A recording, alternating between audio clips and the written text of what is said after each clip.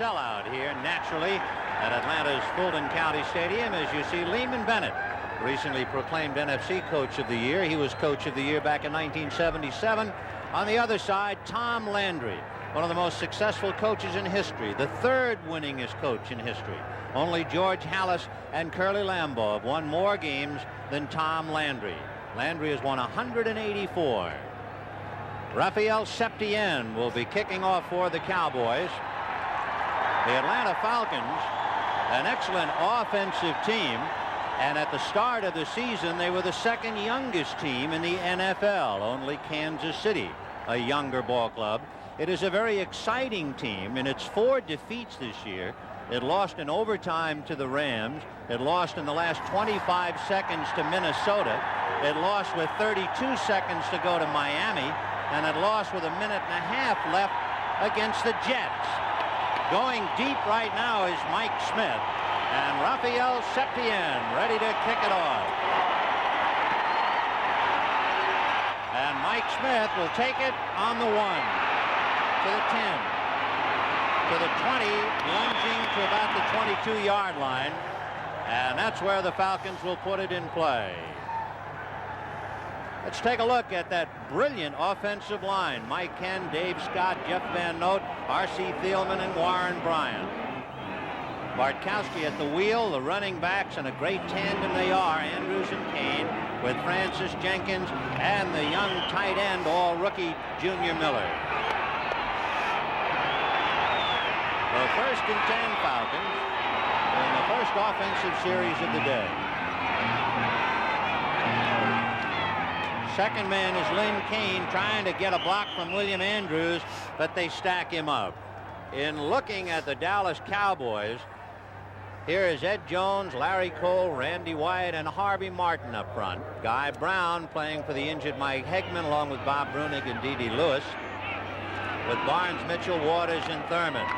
A note, too, as you look at Guy Brown playing for Mike Hegman, in 27 postseason games, no individual player has ever gained 100 yards rushing against Dallas in a postseason game. Not much as they move it out across the 25. George, so far they are playing very conservative. Yes, I expected that, Vin, to start out conservatively. They like to run the ball on the first down and set up the play action. Bartkowski loves the play action after the run. Let's get into Bartkowski's helmet and find out what he thinks about going against Dallas. We posed that question to him before the game. They need to control their front 4. They've got a heck of a pass rush, and their cornerbacks have been as good as their pass rush, I think, basically. They're great when they're getting a super pass rush, and they're not so good when they don't get the rush. But that's pretty much the way it is in this league. If you get a quarterback, any quarterback trying to throw in this league, he's going to complete some footballs. That's Lynn Kane being knocked out of bounds after picking up the first down. Lynn Kane, who rushed for over 900 yards this year, only twice did he rush for more than 20 yards, but when they get down close, they use Andrews to block for him. He has 8 touchdowns. Ben, I think this is the best tandem in football. Kane and Andrews is comparable to Muncie and Galbraith. This is the best offensive backfield that I've seen in the NFL. Well, it is 1st and 10 Falcons on the Atlanta 38-yard line. In motion was Wallace Francis. Bartkowski going wide to William Andrews, but no good, and that's Guy Brown right there with Andrews, and he figures to be tested, George. He will be. He hasn't played very much. He only had 10 tackles on the special teams. It'll be interesting to see his reaction on the run and when they get him one-on-one on a pass. This is his first start of the year and only the second of his career. His other start was against the Giants in 1979. So it is 2nd and 10. The ball is on the Atlanta 38 in the early going. Alfred Jenkins goes wide right, and they have Wallace Francis wide left. Andrews and Kane behind Bartkowski. And on a draw, up the middle goes the big back, and he's across the 40 as Andrews, and we'll see where they spot it, whether he made enough for the first down. You know, Ben, Andrews had such powerful legs. If you tackle him around the thighs, you just bounce off. You have to cut his legs out from underneath him. You have to hit him right around the shoe tops to bring him down. You know, Dallas said they thought he weighed about 225 pounds, and looking at him in game films, he actually weighs only 200, but it's a very hard 200. Yes, and they list him at 6 feet. He's probably 5'11", so that makes him about a 215-pounder.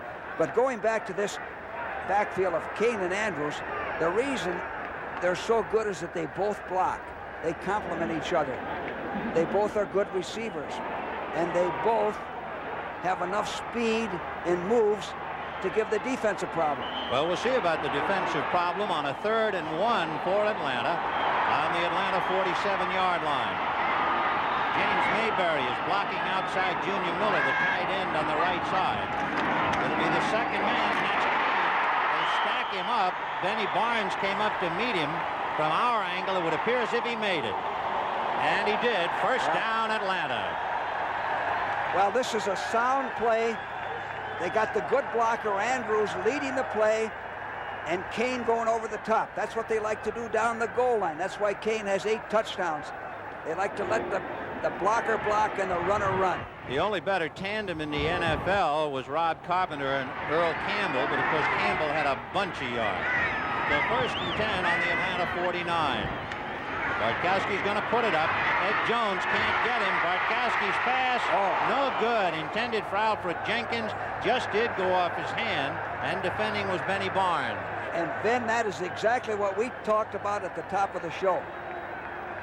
Bartkowski is a bomber. He's got the strong arm. He's going to test Barnes and Mitchell deep on 1st down. Actually, he has them open. The ball's overthrown. You know, Bartkowski threw at least 1 touchdown pass in 15 of the 16 regular season games. The only team to shut him out, the New York Jets, way back in October. So it is 2nd and 10 on the Atlanta 49. Alfred Jackson is wide right as he just comes into the game. Bartkowski down the left side. He has Junior Miller, the tight end. He's inside the 30, out of bounds at the 25 of Dallas. And you know, Ben, with Junior Miller in there, that's like having a 3rd wide receiver. Junior Miller, number 80, has the speed to go deep. He runs a 4.5, 5.40, and he's real good at running after the catch. 6'4", gives him a big target. So Junior Miller, who had 9 touchdown receptions, he's a Pro Bowler, picks up the 1st down on the pass. Russ McKiska, the other tight end, will come in and replace him. You know, with the exception of tight end, the Falcons have started the same offensive lineup in every game this year. Another reason why they're here. So 1st and 10 on the Dallas 25. And Francis in a slot right, but they'll go with Andrews. And Andrews down to the 20-yard line. So a big pickup of 5 to make it 2nd and 5.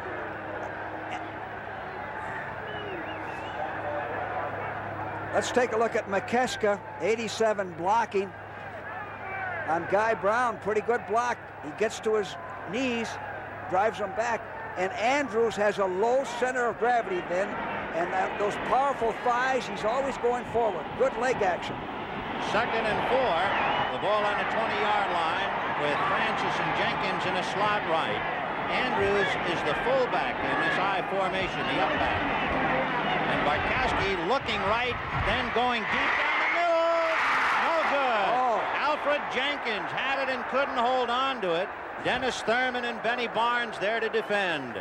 Then 2 things. Bartkowski had the time to throw.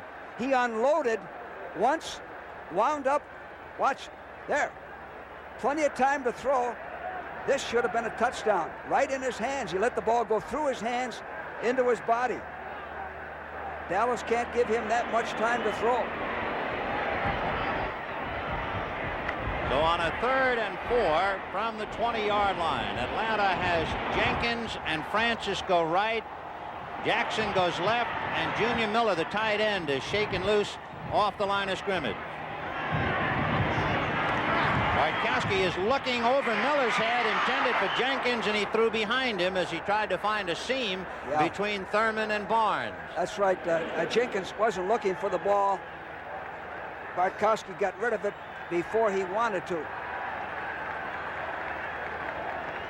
So on this 4th down, it'll be a field goal attempt by Tim Mazzetti. With the ball spotted on the 20, the hold will be at the 27.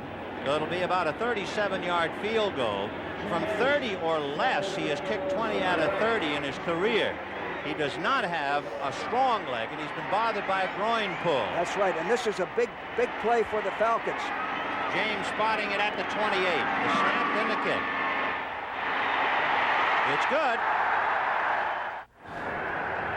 Tim Mazzetti, who was raised in Brazil and once had a tryout with, of all people, the Dallas Cowboys, has just kicked a 38-yard field goal, and the Atlanta Falcons are leading 3-0. And now Dallas will get its hands on the ball. Standing deep and ready to do some returning. Normally for the Cowboys, we've seen James Jones do the running, but Timmy Newsome is deep, and there is James Jones in the middle. Steve Wilson is on his left. And Mazzetti's kick is low and will hit and go down and be fielded by Bruce Huthard. And he gives the ball to Newsome, who is drilled out of bounds at about the 22. Earl Jones, number 20, down there to make the tackle. Let's take a look at the Cowboys offensively. Donovan, Scott, Shaw, Rafferty, and Cooper up front.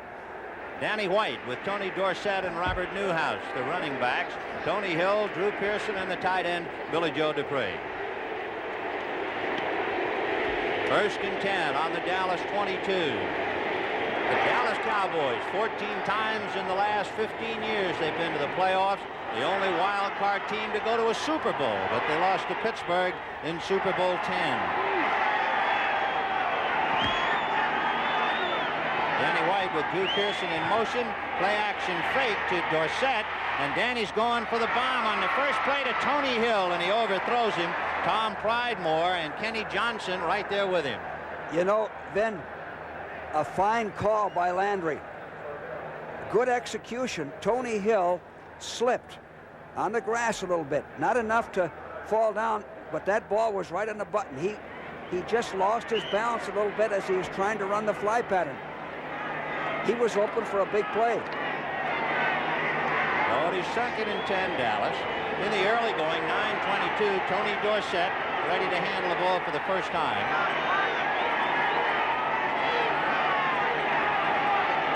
Again, Drew Pearson in motion, picked up by Bob Glazebrook. And Dorsett bangs into Don Smith, who buries him. We had asked Tony Dorsett about running on grass before the game, and this was his answer. Actually, I prefer running on natural grass. I think it's, as far as my style is concerned, I've heard a lot about it here since coming here yesterday also that, Tony Dorsett can't run on grass. I think I'm going to surprise a lot of people today. I think I can run on anything that we can play on. Well, we'll see now about Atlanta trying to stiffen on a 3rd down, almost 9 for the Cowboys. And out of the shotgun comes Danny White.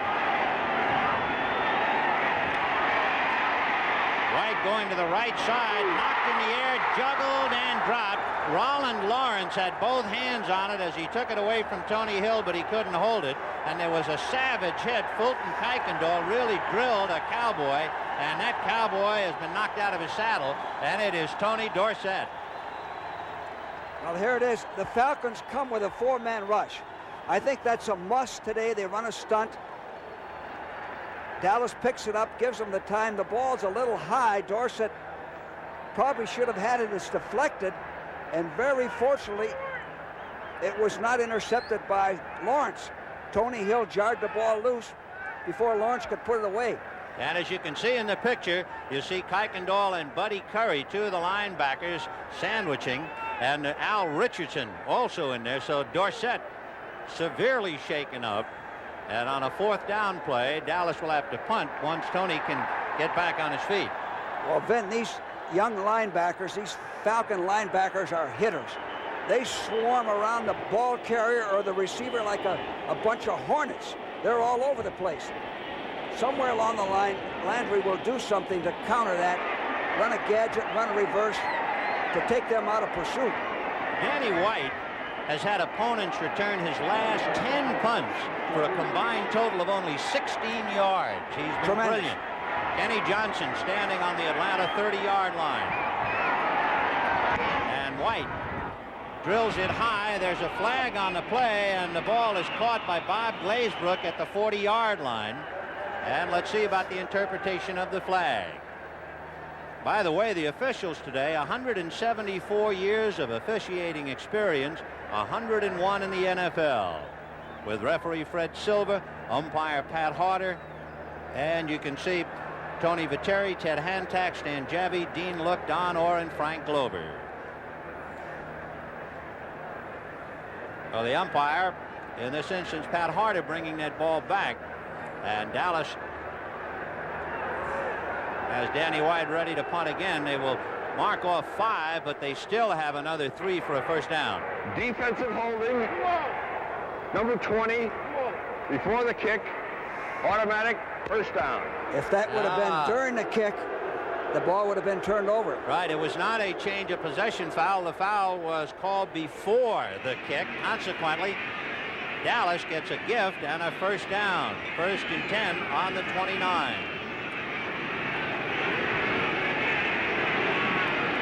Tony Hill and Drew Pearson go left. Billy Joe Dupree comes back as the tight end. The report on Dorsett, wind knocked out of him. He will be back. And it'll be Robert Newhouse running into red shirts. And they stack him at about the 30-yard line. Well, he might have purchased another yard. You know, Vin, this Atlanta defense was 3rd against the run. Nobody ran too much against them.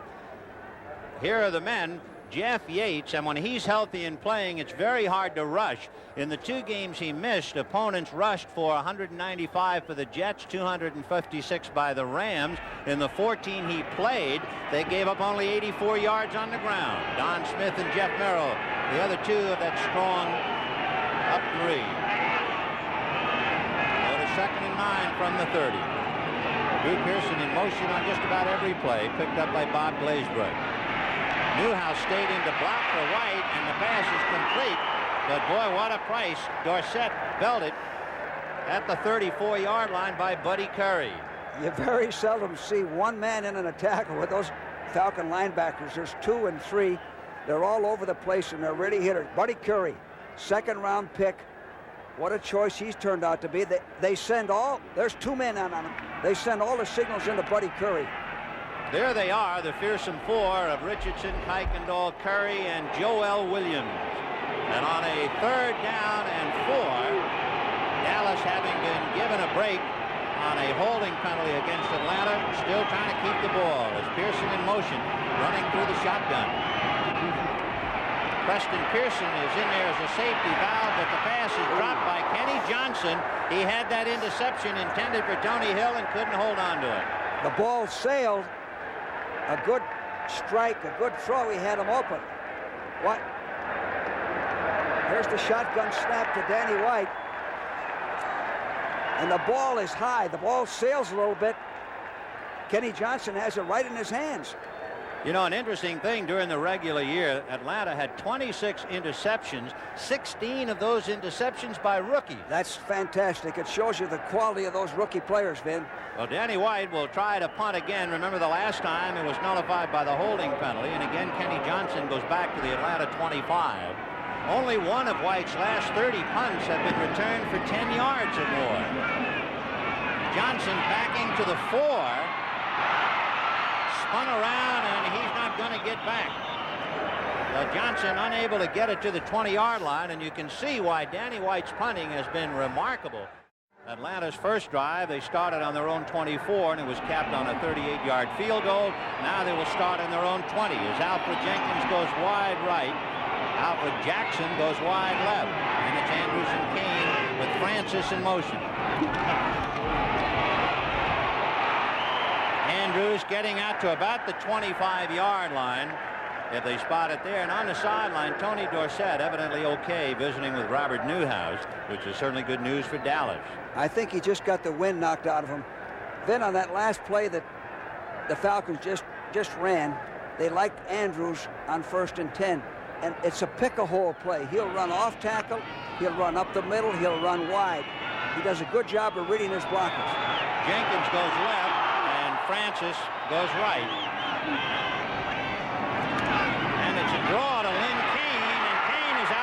the 30 to the 35. Flag on the play. Well, we'll see the interpretation. That would be enough for a first down. And it is a first down. So far, Bartkowski has hurt the Dallas defense twice on 2nd down and 7+ with draws. Picked up good yardage. Good time to run a draws on 2nd down and long. So they move it out to the Atlanta 36-yard line where it is 1st and 10. Jenkins wide right, in motion is Wallace Francis. He's picked up by Aaron Mitchell. Bartkowski is going to throw to Francis, and Mitchell, who is with him, takes him out of bounds. A question, George. Yeah. Aaron Mitchell was picking him up. What is the coaching philosophy about motion? Well, we always spend a lot of time defense in motion. Then I didn't want to have our defense not know who to cover or who is going to force on motion. The big thing is you're trying to get a one-on-one situation. You're trying to isolate somebody so that you got a faster man against a slower man, and you're trying to bother the force. So that's what they were doing there. They were pinning Francis on Aaron Mitchell. And it makes you call audibles on defense. So they picked up 4. It is 2nd and 6 on the 40-yard line. Andrews is the fullback. Play action fake to Kane. Charlie Waters coming on a blitz. And the pass smothered as Harvey Martin came in to knock it down. Well, that shows me something there, Vin. The Falcons are a heck of a team on 1st and 10. I always felt that when we played Dallas, we had to throw 50% of the time on 1st and 10 because they're in that flex defense. They don't rush as well. We also had to be effective running, but if we didn't throw 40 to 50% of the time on 1st and 10, we were in trouble. Now here, Guy Brown and Charlie Waters, 41, rushing the passer, which shows good preparation on Dallas's part. 3rd and 6 on the Atlanta 40-yard line. Bartkowski with Andrews flaring, and he's going to go deep down the left side to Jenkins. Jenkins is going to go touchdown. Aaron Mitchell was beaten, as you said.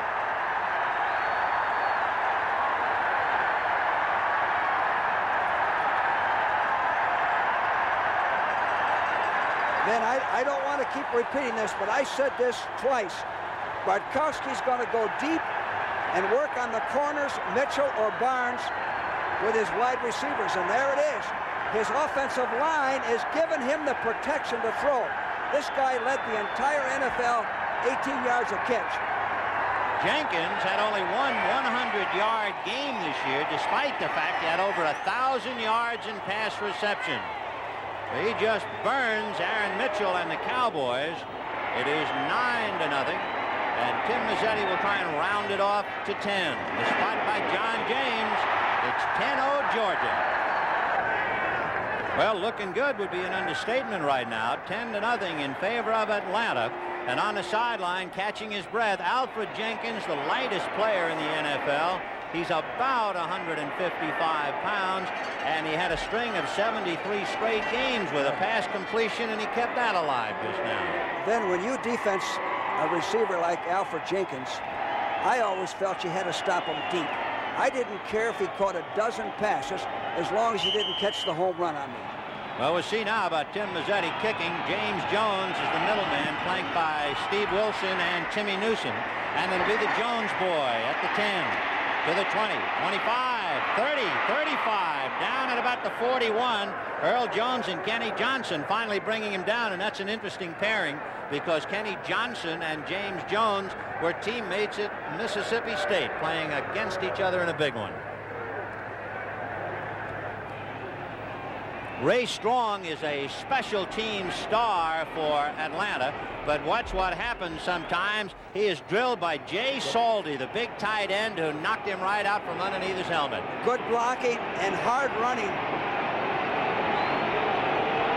1st and 10 on the Dallas 40 as the Cowboys tried to get going. Ron Springs is in there now.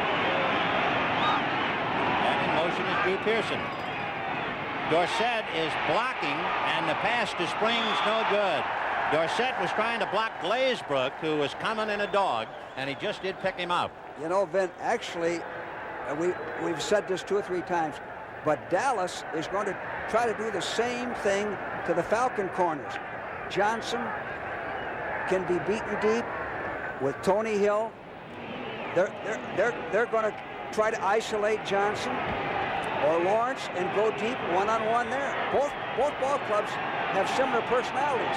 2nd and 10 on the 40-yard line with Ron Springs and Tony Dorsett behind Danny White. The backs stayed in the block, but they're setting up a screen for Dorsett.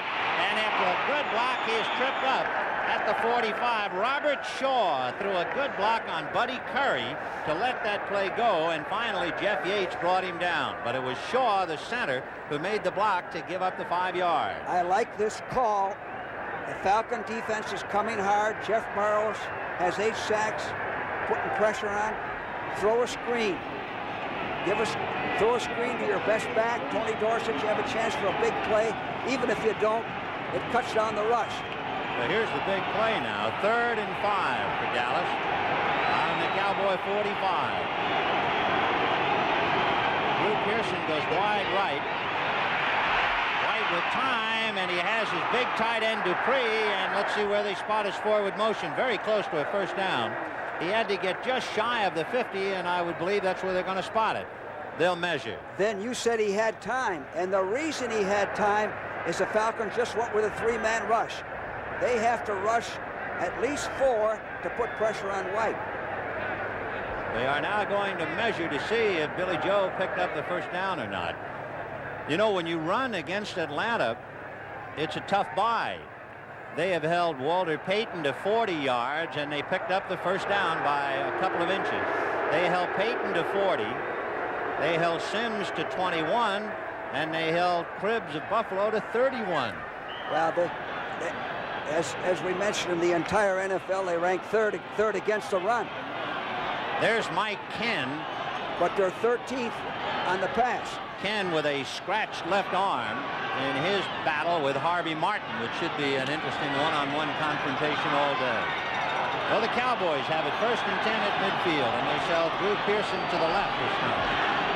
They pitch back to Dorsett. He gives it to Drew Pearson on the end around, and Pearson to the 45, knocked down at about the 41. And George, at the start of the show, you said Landry was going to come up with a gadget play, and there it is. Well, every time we played Dallas, whether it was a league game or a playoff game, he came up with something to counter whatever we did effectively. And that play that we just saw was to counter that great pursuit by the Falcon defense. This telecast presented by authority of the National Football League, intended for the private use of our audience. Any rebroadcast or the use of the telecast without the express written consent of the Atlanta Falcons and the National Football League is prohibited. So 2nd down and about 1 on the Atlanta 41, and Ron Springs is back in there for Dallas. 2nd and 1, White is going to the air, down the middle, and in a crowd. Tony Hill makes the reception at the Atlanta 20-yard line. Then in a crowd is exactly what it was. Danny White had the time to throw, and he had to throw a perfect pass to get it in there, or it's deflected or intercepted. Look at the time he has. 3-man rush again. 3-man rush. He picks Tony Hill out. The ball is thrown perfectly. So this Cowboy scoring machine that was #1, they piled up 454 points during the regular season. They've been stung. They're trailing 10-0, and now they're on the move. 1st and 10 on the Atlanta 20. Dorsett is on the wing. Now comes back to join Ron Springs in the backfield. White looking left, now going deep over the middle. There's nobody there. He overshot Tony Hill, and look at all the red shirts around Hill. There's Septian. A very good athlete. He's strong. I had him with the Rams. He's a good kicker. I'd give him an edge over Mazzetti in the kicking game. You know, if they have a field goal attempt inside the 28-yard line, in his career, he's made 97% of those. So they're close to the scoreboard one way or the other. Then on that last play, you said he was looking left. He was looking for Jay Salty, but he was covered. So it'll be 2nd and 10 on the Atlanta 20-yard line, and the Cowboys go slot right. White looking with Hill and Pearson on the right side, so he throws out of bounds on the left. He had Ron Springs and the tight end Billy Joe Dupree over there, and you had Joel Williams and Kenny Johnson defending for Atlanta. So it's a 3rd and 10. Well, 3rd and 10. That last play they came with a blitz, a safety blitz, and he did the right thing, get rid of the ball. Now it's 3rd and 10. The Cowboys will probably go into the shotgun.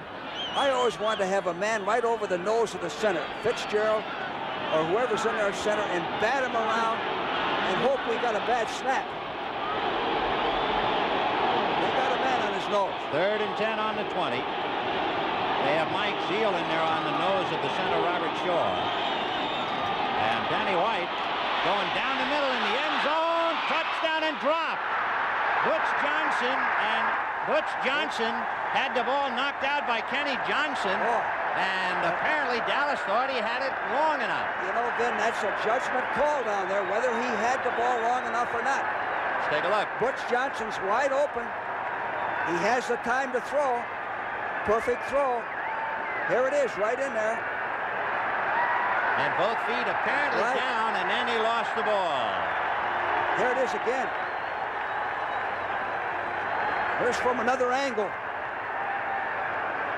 Remember, in the end zone, or for that matter on the sidelines, you have to get both feet down while in possession, and it appeared as if he was. However, he had his back to us, and the official in the end zone was looking, and perhaps he never had possession. Johnson knocked the ball. Johnson did a smart thing by going after the ball and knocking it loose. So Septien will be called upon for a field goal from the 28. Charlie Waters will be the holder. And the kick by Septien is good.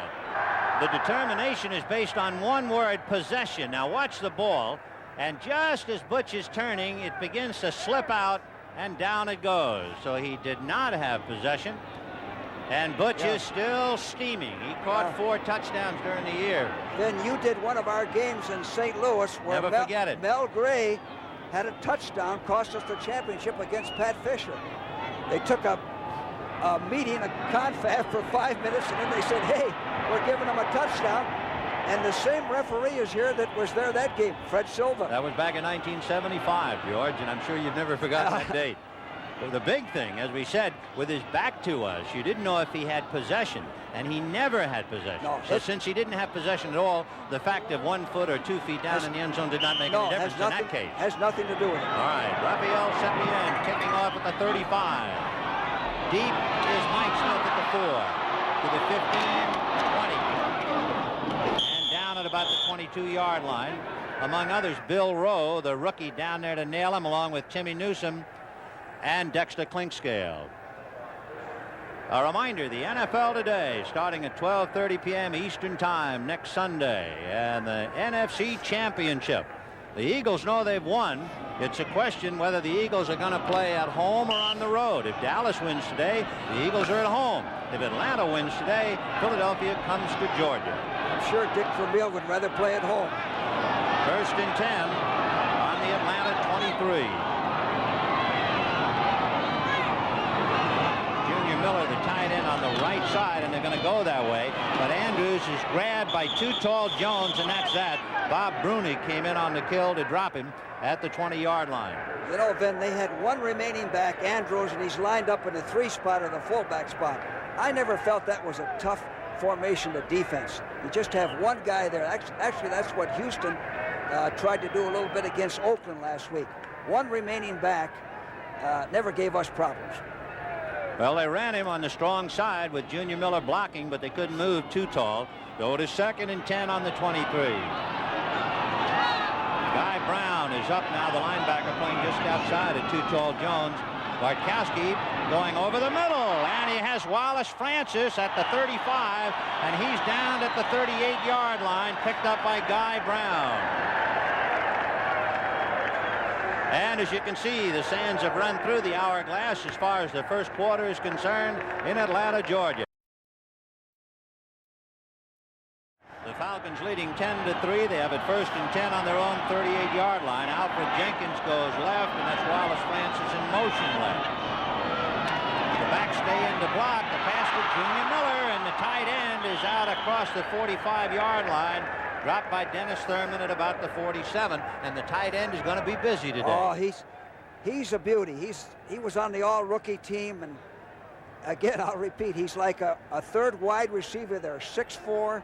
He has excellent speed, runs well with the ball after the catch. What's taking place, then, is that this Falcon offensive line is countering Dallas's defensive line. Bartkowski has not been hurried or rushed yet. That'll be second and a long 2 with the ball on the Atlanta 47. The Falcons in the slot left. Bartkowski on a straight-ahead quick handoff, trying to get the first down with William Andrews, and the Cowboys very grudgingly not about to give him more than a yard. And from this angle, it would appear as if he didn't quite make it. Not yet.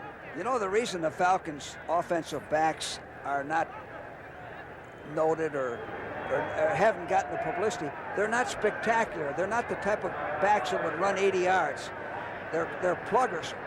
But they, as a tandem, they really do a job. Andrews starts like a track man. Maybe we'll see that later. Kane has had 2 runs of better than 20. Andrews has had 10 runs of 20 or more to tie Earl Campbell. But as you mentioned, he doesn't ever really break that big one for you. And he's averaged 4.9, which is only Dexter Bussey of Detroit in the NFC has a better yards per try. So as you see, they came up short on this third down. They bring in 2 tight ends, Les McKiska along with Junior Miller, James Mayberry on a wing on the right side. And he will go to Kane following Andrews' block, and Lynn Kane has the first down at midfield.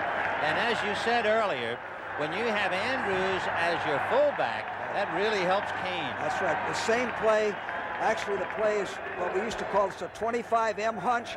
The fullback leads. Watch the line play on this. Watch the Falcon line come off and make that hole. Andrews neutralizes Brunick. Kane picks up the first down. First and 10 at midfield. 10-3 Atlanta early in the second quarter. Back staying into block, and Bartkowski with some time over the middle, no good. Broken up by Guy Brown, who got 1 meat hook on it. It was intended for Alfred Jenkins. Bartkowski is now 5 for 11 for 114 yards. Danny White 4 for 11 for 36. But remember, Bartkowski hit the jackpot with a 60-yard touchdown pass to Alfred Jenkins. And Finn, what he's doing is throwing on 1st and 10. That's the best time to throw against the Cowboys. Throw the ball 1st and 10. Now here comes Dallas in. They almost substitute a complete team. They send 4 men in on defense. Second and 10 at midfield. The Falcons are 2 for 2. The first time they got the ball, they wound up with a field goal. The second time they had it a touchdown. This is their 3rd series of possession. Bartkowski going to spring it off to William Andrews, and it hit Too Tall Jones' helmet, I believe, and that figures. That was an afterthought. He wanted to go downfield to Junior Miller. Junior Miller was covered. He dumped it off. You know what the Cowboys are trying to do is get White, Randy White, one-on-one. They take Dutton out.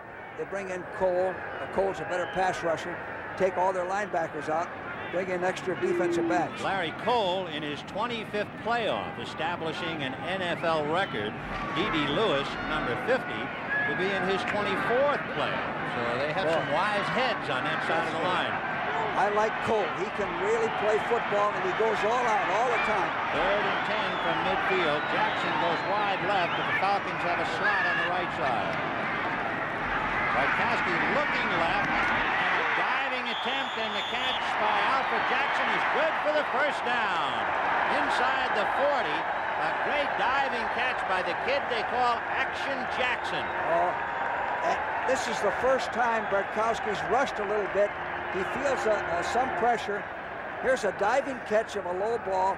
Again, Vin, these Falcon receivers are underrated. Jackson, Jenkins, Miller, Francis. Should have known they had something. He was Earl Campbell's best man. 1st and 10 on the Dallas 38.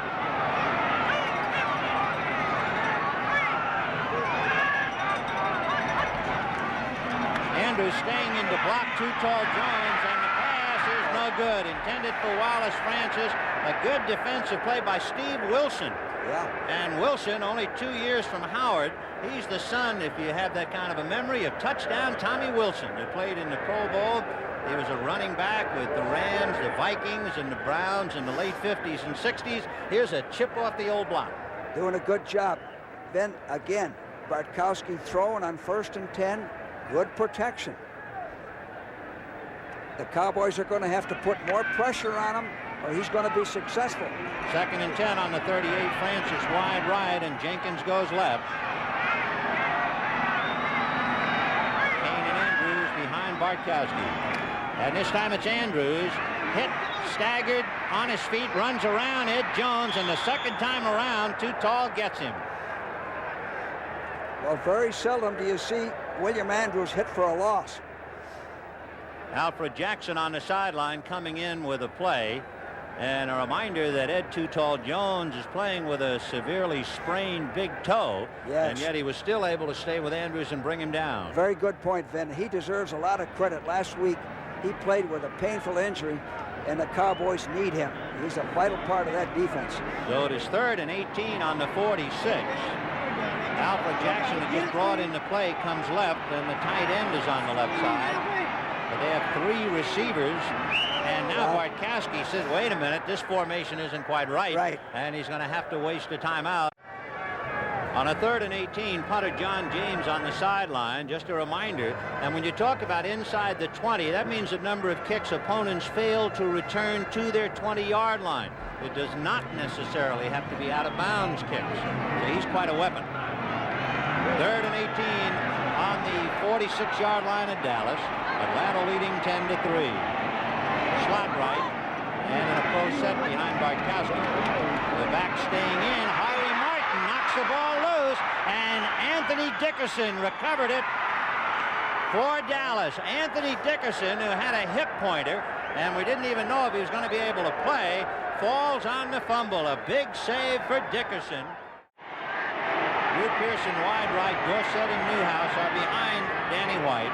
Jay Saldy is on a wing in a double tight end. White on a bootleg is now going to throw, and it's to Billy Joe Dupre and down to the 25-yard line. So they had both Saldy and Dupre in there, and I guess, George, the normal tendency is to think that they would pass to Saldy. Right. Saldy has more speed.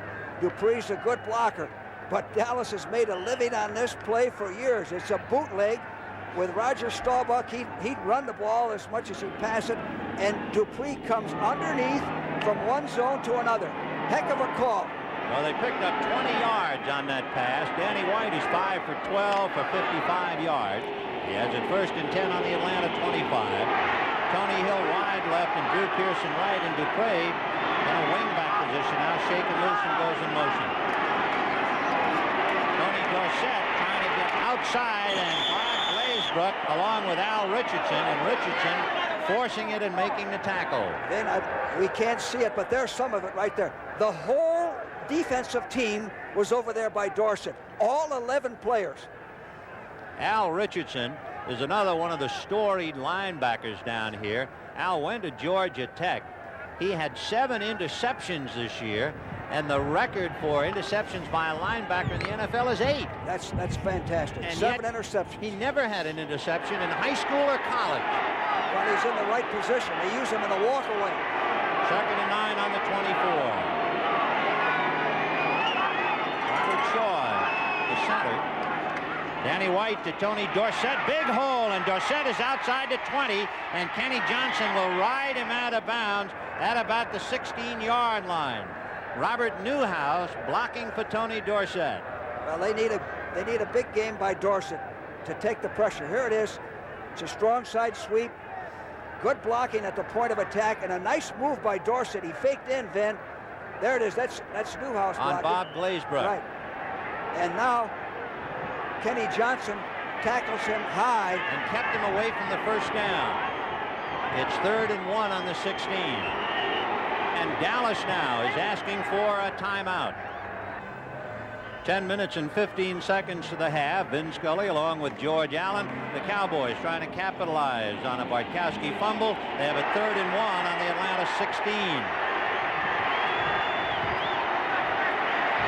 Saldy again on a wing outside outside Dupre on the right side. And White straight ahead. And it would appear as if he picked up the first down at the 15-yard line. Good call, Vin. You got inches to go. It's the safest play. Straight ahead. White's a good, strong, good-sized quarterback. Pick up the first down. White take a chance, handle it off, and maybe have a fumble or get a loss. Somebody slips through the seam, and now you have to kick a field goal. So 1st and 10, and he actually moved the ball just over the 15, so they'll spot it at the 14-yard line. And the Cowboys have a slot right. Tony Hill and Drew Pearson go right. White giving it to Dorsett. And Dorsett is knocked down at just about the line of scrimmage, a 14-yard line. Well, Vin, you know, we said at the top of the show that Dorsett had to run. The Cowboys had to run effectively to take the pressure off of White so he could throw. This Falcon defense so far has shut off the run completely. They haven't done anything running. Those men up front for Atlanta who played in the '78 playoffs, Yates, Merrow, Kuykendall, and then in the secondary, Lawrence and Pridemore. Otherwise, a very young ball club. So 2nd and 10 on the 14. Dupree, the tight end, on the left side.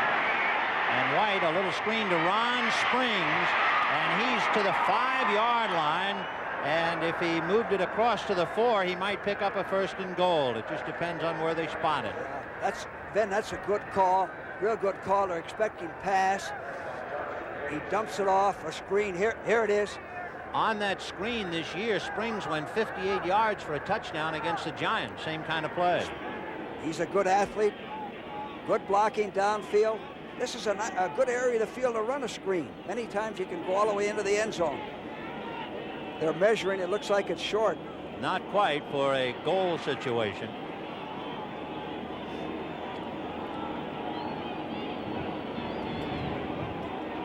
Here comes Newhouse in.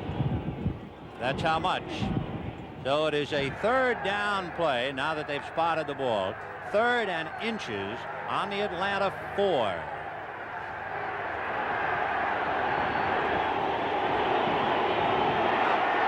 And the deep back is Dorsett. Now shifting out of the eye with Saldi and Dupre. The 2 tight ends are on the right side. Let's see if they go that way. Play action fake and a roll to the right by White. And he's going to throw it to Billy Joe, and did he break the plane? He did. Touchdown for Dallas. Boy, oh boy. So Billy Joe, who has caught 8 touchdowns this year, 3 of them from 9 yards out, 2 from 12. This time makes 1 from 4.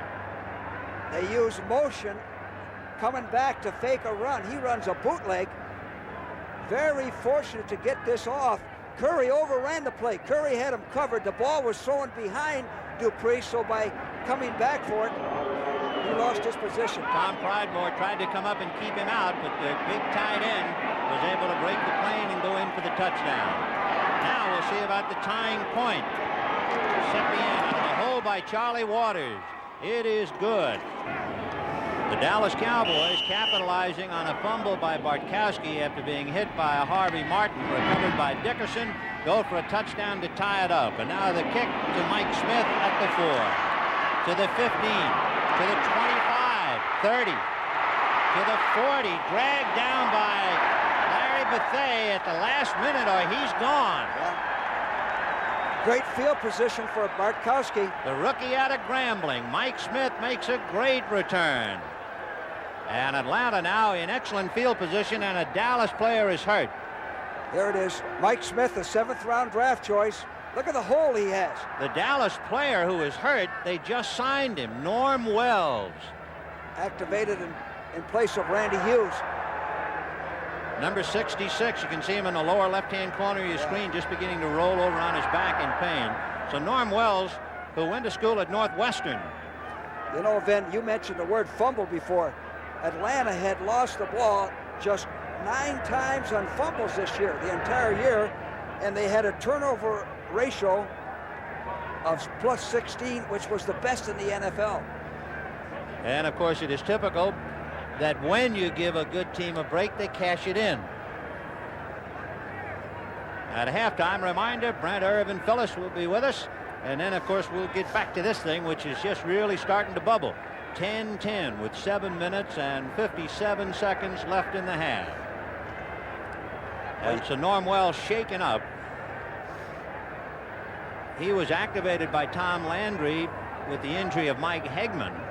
And now Wells is hurt on a kickoff return. Well, you know, we've talked about Atlanta's young ball club. The Cowboys have 8 rookies, and they have 16 other players with 3 years or less experience. So they're a young club also. A 39-yard return by Mike Smith, and it's 1st and 10 on the Atlanta 43. In a slot right. And they go straight ahead to Lynn Kane, and he's across the 45 to about the 46-yard line. Well, that's what Atlanta likes to do. Atlanta likes to establish something on the ground on 1st and 10 and then set up the play action. That's what Bartkowski has done so successfully all year. You know, when you see an Atlanta ball game, and we've done a couple, you expect it to be an exciting game. Yes. Dallas, of course, has a history of playing great games. Atlanta had to come from behind in 10 of their 12 victories. And they're even 10-10 here. 2nd and 7 on the 46. Wallace Francis in motion, picked up by Aaron Mitchell. The backs release, and the pass is to Francis, and Mitchell finally brings him down at the 49-yard line. So once again, they put Francis in motion. Mitchell picks him up. They isolate him one-on-one, and they go to Francis. That's the whole thinking. Here's Wallace Francis in motion, 89. See him going through the backfield. Now he turns upfield and runs what we call a shoot pattern, about 5 yards deep. Makes a one-on-one situation. Mitchell has to cover him. So for Bartkowski, as Mayberry and McKeeska come in, Francis and Jenkins come out. It's a 3rd and 2 on the Dallas 49. The 2 tight ends, and Mayberry, a blocking back, is on the wing. And they'll go that way. Lynn Kane trying to cut. And again, the question of the forward progress. Might have to measure. George, any surprises? It seems like most of the things you talked about at the top of the show have come about. Yes, actually, Dallas is fortunate it's 10-10 because Atlanta missed a touchdown pass. They could have had 14 points. Of course, Dallas feels, I'm sure in their hearts, they think Butch Johnson had a touchdown pass. Yeah, true, man. That was a judgment call. That could have gone either way. We said these teams are a toss-up, and it's showing that. So far, they're dead even. The Cowboys' experience in playoffs and big games, they're going to have to measure. It is so close. Might give them the edge. You talk about the home field advantage. It might be interesting to point out that in the playoffs, the Cowboys have a better playoff record on the road than they do in Texas. That's interesting. Well, that shows good coaching, good players, good unity. You know, a good team can win anywhere. You saw Ernie Staudner talking to one of the members of the chain gang, and now you can see that Lynn Kane was not able to pick up the 1st down. Ernie Staudner usually wears a different color jacket because he sends the signals in, and they don't have a confusion on it, all wearing the same blue jacket on the sideline. So here's John James, who went to school at Florida, didn't play football until his senior year when he answered the plea of his coach, and he has been marvelous. 4th and 1 on the 48. James has run the ball once this year. He ran 13 yards against New Orleans. First time he ran with the ball in 9 years. Low snap, but he got it away. And a fair catch is called for James Jones at the 15-yard line. 5 minutes and 52 seconds to the half, all even at 10-10. The single key play for Dallas, the recovery of the Bartkowski fumble when Steve was hit by Harvey Martin, and they cashed it in. Atlanta's touchdown was 60-yard pass to Alfred Jenkins. Each side trading field goals. And now it's 1st and 10 on the Dallas 15. Dorsett is the deep back. Timmy Newsom is in there to block. And Dorsett, cutting from the block, is stacked up at about the 20.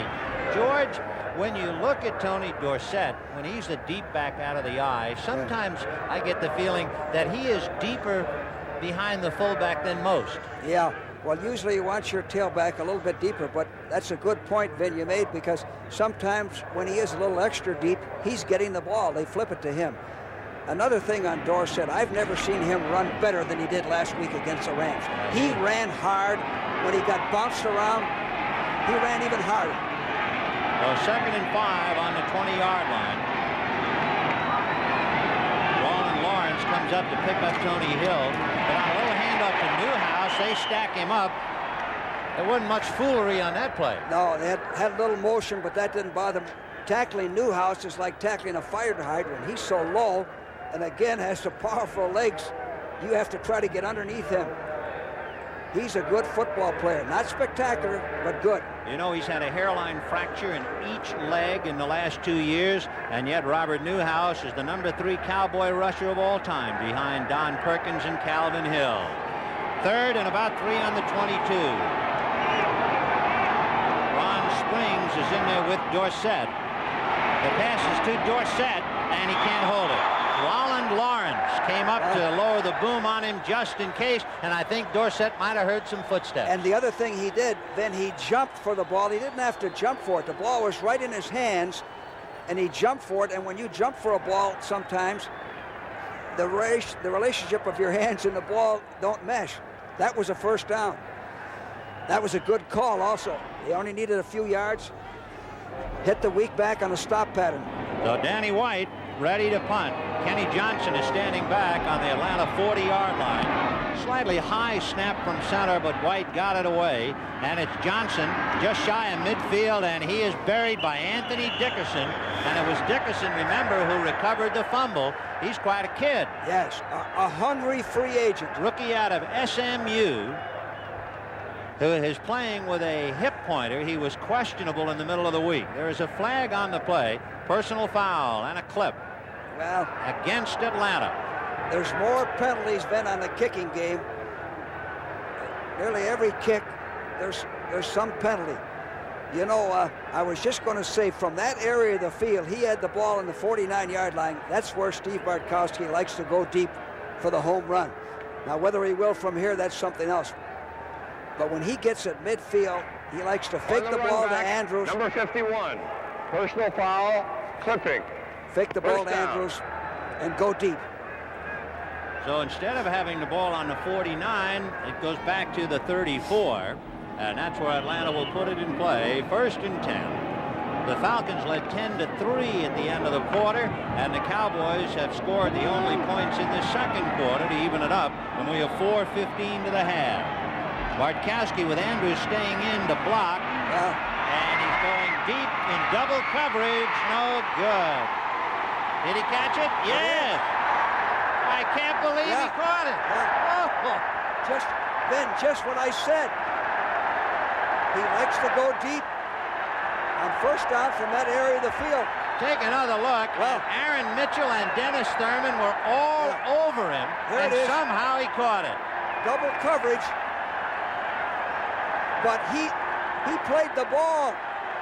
He played the ball. They played the man. 58 yards. Jay. You know, I almost thought the ball hit Aaron Mitchell in the chest. Jenkins played the ball all the way. That ball should have been broken up.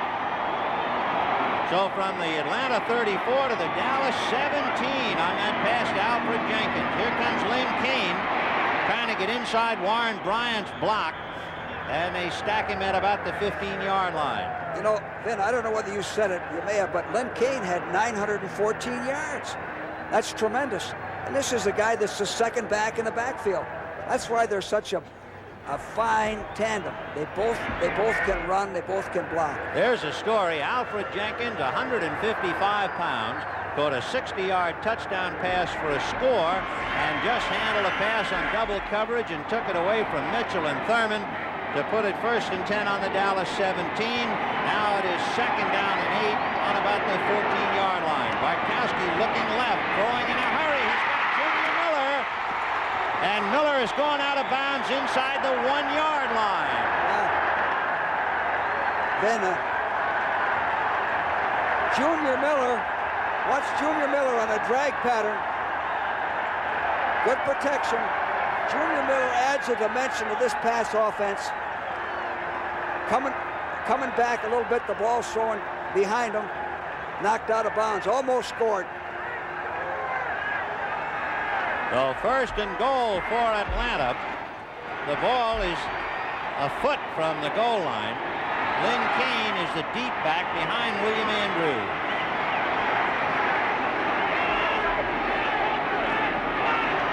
Lynn Kane trying to follow Andrews. There's a flag. Flag on the play. The same play then we talked about. Fullback lead. Kane carried the ball. Offside, Dallas. It's refused. Touchdown, Atlanta. Here it is. The same play they used 3rd and 1, 4th and 1. This is the reason why Kane has 8 touchdowns. This is his 9th. Andrews blocking. He's following the fullback right in there. Encroachment. Refused. William Andrews throwing the big block on Bob Brunig to open up the hole for Lynn Kane. With 2 minutes and 26 seconds to the half, it is 16-10 Atlanta, and Mazzetti trying to make it 17. And he does. On the sideline, there is Lynn Kane scoring the touchdown thanks to that key block by William Andrews on Bob Brunig after the miraculous catch by Alfred Jenkins. Man-for-man blocking along the line. Fullback leads through, picks up any stray tacklers. 2 hands on the football. You know, Alfred Jenkins has caught 2 passes today for 110 yards. There it is again. I like the way Kane has 2 hands on that ball. He's not going to fumble it. You know, earlier I said if I were defensive Alfred Jenkins, I wouldn't care if he caught 12 passes as long as he didn't catch any home runs. You have to stop him deep, and Bartkowski did the same thing he would have done if he didn't get that clipping penalty then. He went for the bomb, and that's what he's going to try to do the rest of the ball game, isolate and get one-on-one. There he had two-on-one, and they still didn't play the play. Dennis Thurman and Aaron Mitchell, and yet Alfred Jenkins took it away from him. Bartkowski is now 9 for 17 in this first half with 2:26 left. Bartkowski has passed for 194 yards. Of course, 110 of those yards on 2 of the passes to Alfred Jenkins. Standing deep, James Jones, flanked by Timmy Newsom on his right and Steve Wilson on his left. And Tim Mazzetti ready to kick off for Atlanta.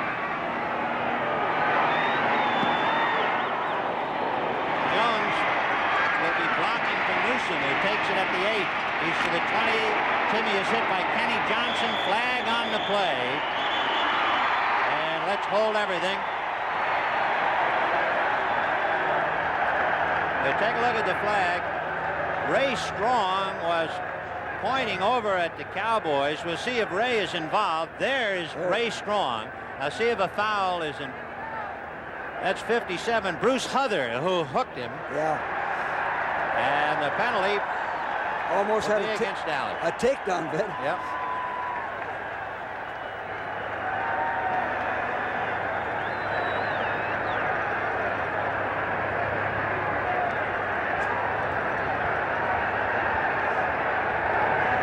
Fred Silva will on the run back, number 57, holding. First down. So Bruce Huther guilty of holding Ray Strong, as you saw, and it is 1st and 10 Dallas on the Cowboy 12. Cowboys send Tony Hill, Drew Pearson left. Billy Joe Dupree shaking loose wide right, but comes back as a tight end. The motion is Drew Pearson, picked up by Bob Glazebrook. And it'll be Robert Newhouse, upended at the 15. And boy, they are hitting down there now. They are. Well, they're a bunch of hitters. Those young linebackers are a pleasure to watch. The 2-minute warning. Among other things, in the last 2 minutes, remember, during a regular portion of the game, a fumble can only be advanced on 4th down by the man who fumbled it. But in the 2-minute warning, on every down, a fumble can only be advanced by the fumbler. Just one of the many rule changes in the final 2 minutes. 2nd and 6 for the Cowboys at the 16-yard line. White from the shotgun. Little lob screen to Preston Pearson, and he's belted at the 14-yard line. Well, they were waiting for that, Vin. They were waiting for that when they went with a 3-man rush. And the man who did it was Robert Pennywell, that name right out of Dickens. He's standing right there. That's his key. He has nothing to do but watch Preston Pearson, 26, come up and make the play. Dallas only has 2 timeouts left. Herb Scott threw a good block, but it didn't phase Pennywell. White throwing down the left side to Tony Hill, and he goes out of bounds at the 27, and that's good enough for the first down, stopping the clock with 1:32. Richardson is almost up on the line to try and jam Hill on the left side. White going to release to Preston Pearson. Bob Glazebrook drops him at the 30-yard line. Kuykendall and Curry there along with Joel Williams. You know, Preston Pearson then really reads the coverage or reads the man that's covering him. He runs individual routes about as good as anybody out of the backfield. And Preston and Fulton Kuykendall exchanged a few words. White going down the middle, no good. Intended for Jay Saldy, and he had his legs cut out from under him by Tom Pridemore. Well, Pridemore hit him just as the ball reached Saldy's hands. Here it is, shotgun. Now he has pretty good protection. Time to throw. 4-man rush.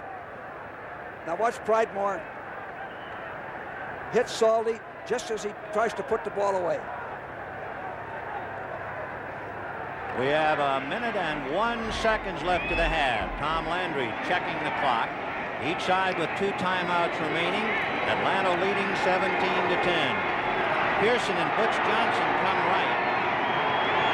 Dorsett is back there with Preston Pearson. And Tony is going to stay in the block and then release.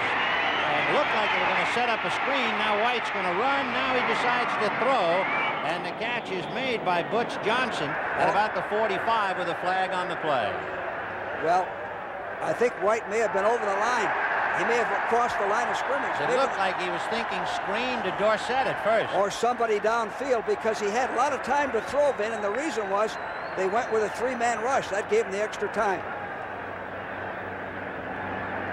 So Fred Silva will march it off against Dallas.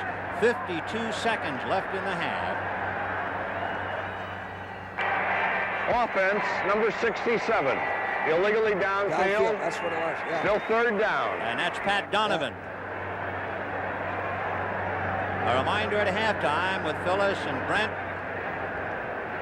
Terry Bradshaw, and Roger Staubach. The reason for the reason for Donovan being downfield, he had so much time to throw that Donovan figured the play was over. Well, it is still 3rd down and about 17. And Preston Pearson, grabbed by Kuykendall, gets out across the 30-yard line, but Fulton Kuykendall dropped him. The clock is still running, and now timeout. Atlanta with 42 seconds, and the crowd giving the defensive unit of the Falcons, led by Kuykendall, a standing ovation.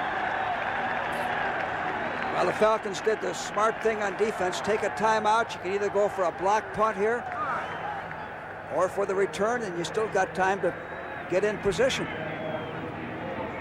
So it is a 4th and 10 for Danny White and Dallas. Atlanta now with 1 timeout left, and Dallas has 2. And we have 42 seconds to the half. They have just 1 man back, Kenny Johnson. And you know, Vin, what he does so well, he watches the coverage coming down the field before he catches the ball. Not many guys can do that. Kenny standing on the Atlanta 35. Danny White standing on the 15 for the snap by Rafferty. And he got it away. Down there is Benny Barnes to cover it inside the 35, and is finally down by Anthony Dickerson at the 34-yard line.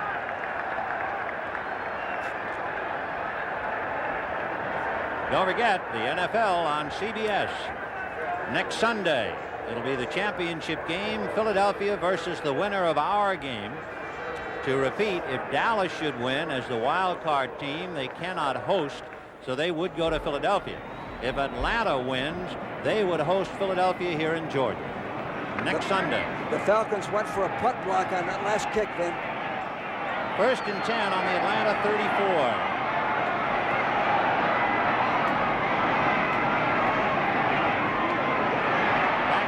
To block, but Bartkowski with time goes deep in and out of the hands of Alfred Jackson, with Barnes and Mitchell over there to defend. Well, you used the word time, and again, the reason Dallas went with a 3-man rush, the Falcons kept in 6 blockers, so you got 2 men on every rusher. So it is 2nd and 10. We have 24 seconds to the half. The ball on the Atlanta 34. Again, he likes the home runs in this situation. He'll send Jackson or Jenkins deep on a fly pattern. He had 31 touchdown passes during the regular year, did Bartkowski, and he's had 2 big bombs today. And there he goes, completing the pass inside the 45-yard line to Alfred Jenkins. So Jenkins has caught 3. If they give him that time, he's going to burn them. They got to put more pressure on him. They can't give him that time with a 3-man rush, Vin. We said at the start of the show that the pass rush on both sides is going to be very important, especially here. Take another look at it is. Alfred Jenkins, able to make another great catch, his 3rd, before being driven down. He's been able to catch him in crowds. Charlie Ward has finally brought him down. You know why Bartkowski's improved so much, Vin, is that he's now selecting the right receiver to throw to. George, a question. Jenkins has really hurt the Cowboys now in 3 big passes. Do you see any glaring reason why? Well, they're giving him too much of a cushion on that, and they didn't rush enough. And you got to jam him a little bit at the line of scrimmage and slow him down. Even with the present rules, you can still jam a guy and molest him up to 5 yards. You can't let a racehorse back like that get off scot-free. And they have to, the Cowboys front 4 have to put more pressure on Steve Bartkowski. But I started to say he's improved because he's throwing to the right receiver. I think he has 3 receivers over 50 catches. That lets you know that he's spraying the ball around. Steve Bartkowski has passed for 217 yards in this first half. Be interesting to get comments from Terry Bradshaw and Roger Staubach. And there you see them. They'll be with us at halftime, and they can certainly analyze this passing day of Bartkowski. He's got 15 seconds. He has time for 2 or 3 plays. And no timeouts remaining. One of them will be a bomb. Oh, he has Francis, Jackson, and Jenkins all on the left side. Boy, that's like a 60-yard dash lined up on the left.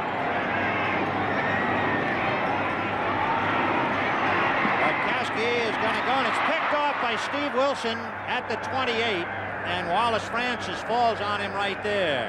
Nice play by Steve Wilson. He had 4 interceptions during the regular season, and Wilson stops Atlanta cold with that interception. And again, Bartkowski, there's the insert, is throwing to the one-on-one coverage. The ball was underthrown, a little bit underthrown. Steve Wilson made a good play, but he's picking the right receiver to throw to. If he overthrows that pass, the ball's not intercepted, the receiver has a chance to get it. They spot the ball on the Dallas 29.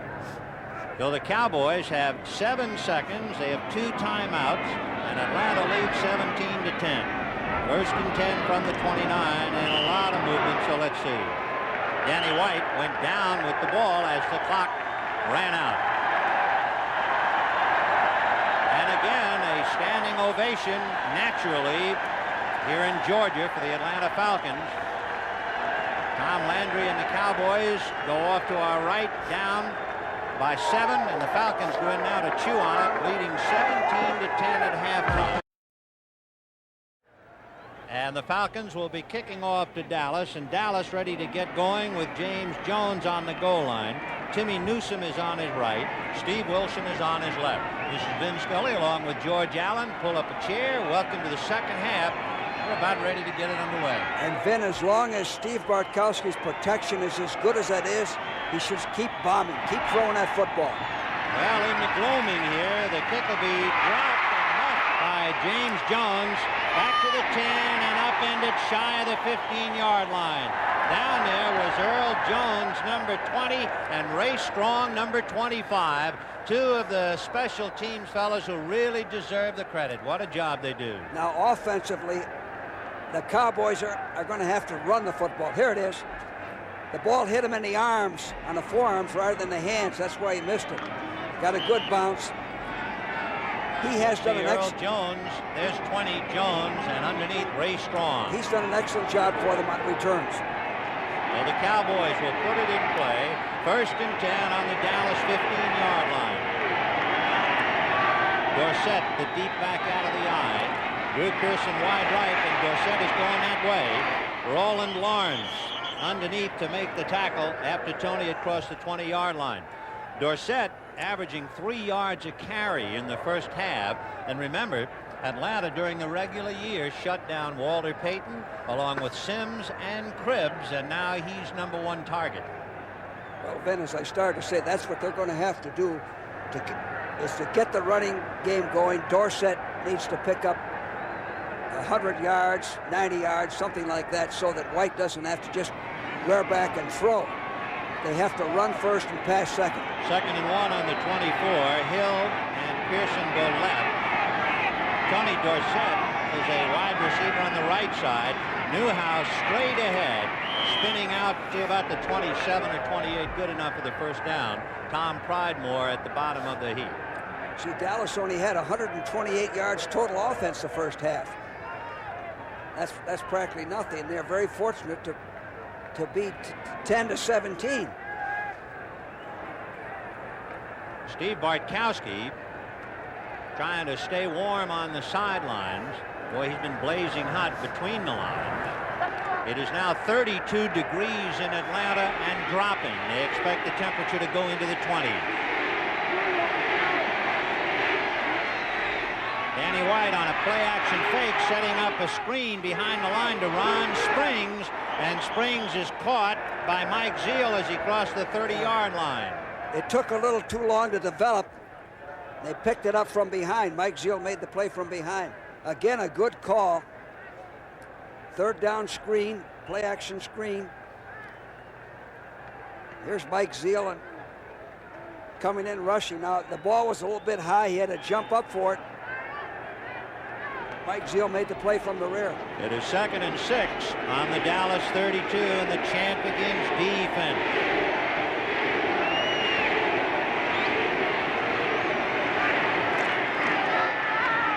Again, play action to Dorsett, and the pass is to Drew Pearson, dropped at the 46-yard line. And now Dallas is on the move. Well, that's the time to throw. 1st and 10. Play action. Drew Pearson drove Johnson off, made him look like he was going deep, came back, good execution. Here it is. Play action. See him driving him off. In fact, you can't see the defender. He drove him off so far. Now he comes back and makes the tackle. Atlanta corners play exceptionally loose, don't they, George? Yeah, they're worried about the bomb. They've been burnt there before. 1st and 10 on the Dallas 47. Motion is Drew Pearson, and they give it to Billy Joe Dupree, the tight end, going wide. Joel Williams was able to grab him from behind, and then he got help from Kenny Johnson. And then again, that's that counter play to take care of the Falcon pursuit. And Joel Williams, who made the tackle, is hurt on the play, and Atlanta can ill afford to lose this fella. A collective sigh of relief in Georgia when Joel Williams was able to walk off the field unassisted, but he was shaken up, no doubt about it. He's not quite ready to go back. Tony Dakin, who's a long way from his birthplace, Taipei, Taiwan, is in there at linebacker now for Joel Williams. 2nd and 5 on the Atlanta 49. James Jones is in there in the backfield. In motion is Jay Saldy. They're going to go to Springs, and springs a left-handed passer. Arcing one to Tony Hill. No good. Well, a good call. He had him wide open. It was like a fair catch. The ball took a week to come down. I don't know whether we can see it again, but he was wide open. Here it is. Left-handed pass. He throws the ball a mile high. He was hit just as he released the ball. Look at that. See? Fair catch. Even had Tony Hill caught the ball, he was out of bounds. So it is 3rd and 5 on the Atlanta 49. Pearson and Butch Johnson go left. Tony Hill goes right. And Danny White out of the shotgun. Under pressure, releases it. And it's Preston Pearson to the 25, dragged down from behind, fumbled. Atlanta has picked it up. It's Tom Pridemore with the ball, and Tom Pridemore returns it. And are they delirious in Atlanta? And just to complicate matters, a flag on the play. Wow, what a great play here by Danny White. Now watch him avoid the rush, and what a great run by Preston Pearson. He's a real pro. He's doing this on his own. Good moves. Now he loses the ball. Picks up by Pridemore. Big play by the Falcon defense. Wait a minute on the call, however. Personal foul. 88. Push to the face. First down. Both Pearsons figured prominently on that play. Preston fumbled. Drew Pearson was guilty of a personal foul, and Atlanta has it 1st and 10 on the Atlanta 30-yard line. Francis and Jenkins in a slot left. Bartkowski on a quick out to Jenkins, and he got away from D.D. Lewis. Bob Brunig finally brings him down across midfield. Lewis missed him back at about the 40-yard line. Then as long as your protection is good, and as long as the corners lay off of the wide receiver, you see, Mitchell and Lewis collided, actually. You expect help from D.D. Lewis underneath. They knocked each other off, but as long as those corners are laying off, you can get 5, 6, 7 yards. Jenkins has now caught passes for 155 yards. 1st and 10 on the Dallas 48, and a quick opener to Andrews. He's inside the 40-yard line. Well, that's what I expected him to do. We were just talking about that. Here's Andrews. From the fullback spot, look at that hole. Tremendous blocking. He's a quick starter. That's what will make their passing game even more effective. 9 yards. Oh, it is 2nd and 1 on the Dallas 39. Alfred Jenkins goes left. And it'll be Lynn Kane stacked up. There was a lot of movement up front. It could have been a Cowboy was guilty of encroaching, or he could have been drawn off. Let's see. It'll be offsides, Dallas. Now, there was a lot of movement on the right side of the Dallas line. Then what Dallas is doing right now, they're double covering the wide receivers. That's Randy White. I believe he's been guessing a lot on the Atlanta count all day and getting away with it, but he didn't get back. Defense, number 54. Offside, first down. You listen to the cadence. You listen to the quarterback's voice, and it draws you offside. And you know, he wears number 54, Ben, because he was drafted as a linebacker out of Maryland, and they tried him out as a linebacker. He's a brilliant player, Randy White. He 1st sure and is. 10 on the Dallas 34. Andrews stays in to block, but now releases and takes the pass at the 30. And William Andrews will be stacked up at about the 26. He kind of did a slow block and then released, and he was wide open. Well, then what's taking place the last few series, Dallas is doubling the outside receivers, double covering them, long and short. Now that puts guys like Andrews and Kane underneath one-on-one. And again, it shows Bartkowski's development. He's throwing to the proper receiver. He's not trying to throw in a crowd. So it is 2nd and 3 on the Dallas 27. Wallace France is telling Alfred Jenkins to come on over to my side, the left side. On a draw to Andrews, trying to run for daylight, and he's got it. First down to the 15-yard line.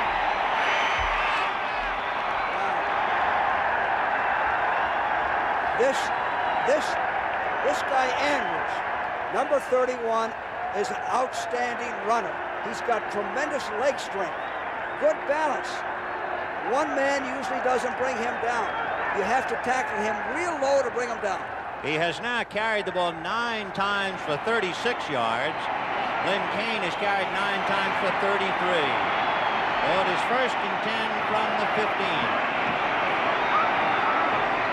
Bartkowski to Lynn Kane, trying to cut back, and he is met by Bob Brunig, and he purchased a yard or 2. Vin, you know, this second half, I always felt that the first series on offense was so important for your ball club. In the first series on defense, Dallas went right down the field, almost scored and fumbled. Now the Falcons are going right down the field. It sets the tone for the entire half. A big fumble by Preston Pearson, thanks to an assist to Joel Williams, who caught him from behind, and that has given Atlanta new life. 2nd and 7 on the Dallas 12-yard line. Bartkowski over the middle, touchdown. And watch the protection that Bartkowski has on this. He has all day to throw, and as long as you have this type of protection, here it is. You should stay with the passing game. There's nobody close to him. One-on-one, he's beaten Guy Brown, I believe. Yep, it is. 59. Right. He ran an angled pattern on him, started out and came underneath. Guy Brown playing for the injured Mike Hegman, and those were back-to-back little releases to William Andrews over the middle and led to the touchdown. The point is good, and they are delirious in Georgia. White going to go down.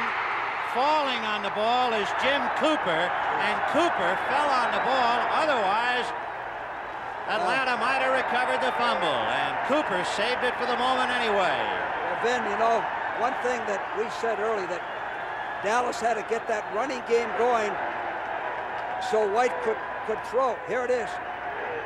This is definitely a fumble. He's hit by Smith again, and Cooper, 61, luckily finds it right next to him. The Grits blitz, and that would sum it up in 2 words here in Atlanta as they put the heat on Danny White. Now it is a 3rd and 22. The ball is back on the Dallas 18-yard line. White out of a shotgun. He's going to release it on the left side to Dorsett on the screen. And Dorsett brings it out across the 25-yard line, but he had to get all the way out to the 40. Long way to go. You know what they did? They had a 2-man rush on that, Ben. Just the 2 defensive ends rush, and the nose man laid off, which was a good counter for that screen. Kenny Johnson deep on the Atlanta 40-yard line. Danny White punting from the 15 and down.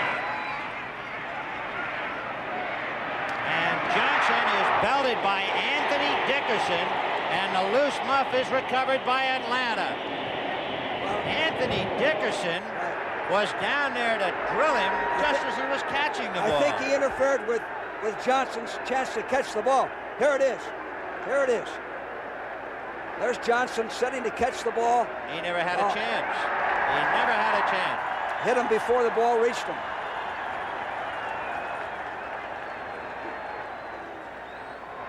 Sometimes you can be too reckless on the special teams. And that will move the ball to the Dallas 49-yard line as Fred Silva will make the announcement to the crowd.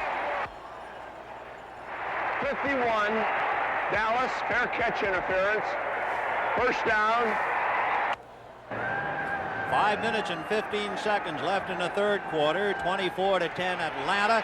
Steve Bartkowski has passed for 258 yards, and he has it 1st and 10 on the Dallas 49. Wallace Francis in motion.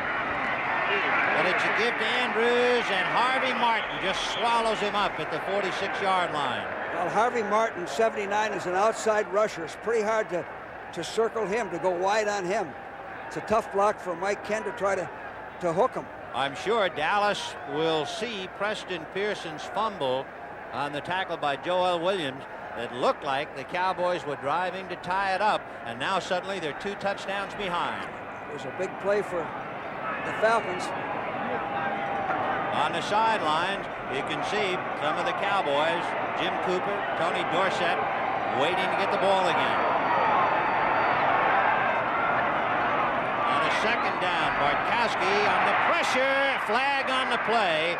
3 Cowboys got him. Randy White, Ed Jones were there, and also Dexter Clinkscale. They blitzed. And they'd be holding. They blitzed them. That's what they have to do to get the rush. They haven't been getting in there with 4 men. They have to come in with 5 or 6.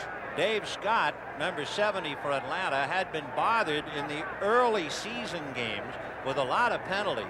He seemed to have ironed that out, and let's see if he's the guilty man on this one. Offense, number 66. No, it is Warren Bryant instead on the other side. 3rd down. There it is. Here come the Cowboys. Martin and White. Well, he tripped too tall. He tackled him around the ankles. That's what he called. Well, that moves the ball back to the Atlanta 35. Remember, they started on the Dallas 49. It's 3rd and 26. Lynn Kane trying to get outside. Got across the 40-yard line. You know, Vin, the Falcons rank 2nd in total offense in the NFC. So they've got a balanced offense. They can beat you running or passing. Although it is very much out of balance today, the runners, Andrews has rushed for only 32 yards, Kane for 35. The big key has been the 258 yards in passing by Bartkowski. John James punting from the 30. James Jones standing on the Dallas 20. And Jones standing at the 20. Juggles, fumbles, falls on the ball, and I believe he recovered his own muff.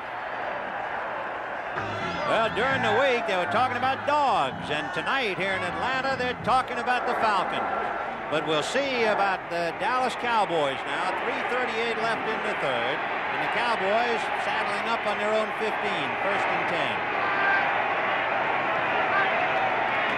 Danny White giving to Timmy Newsom, and Newsom goes down butting heads at about the 18-yard line.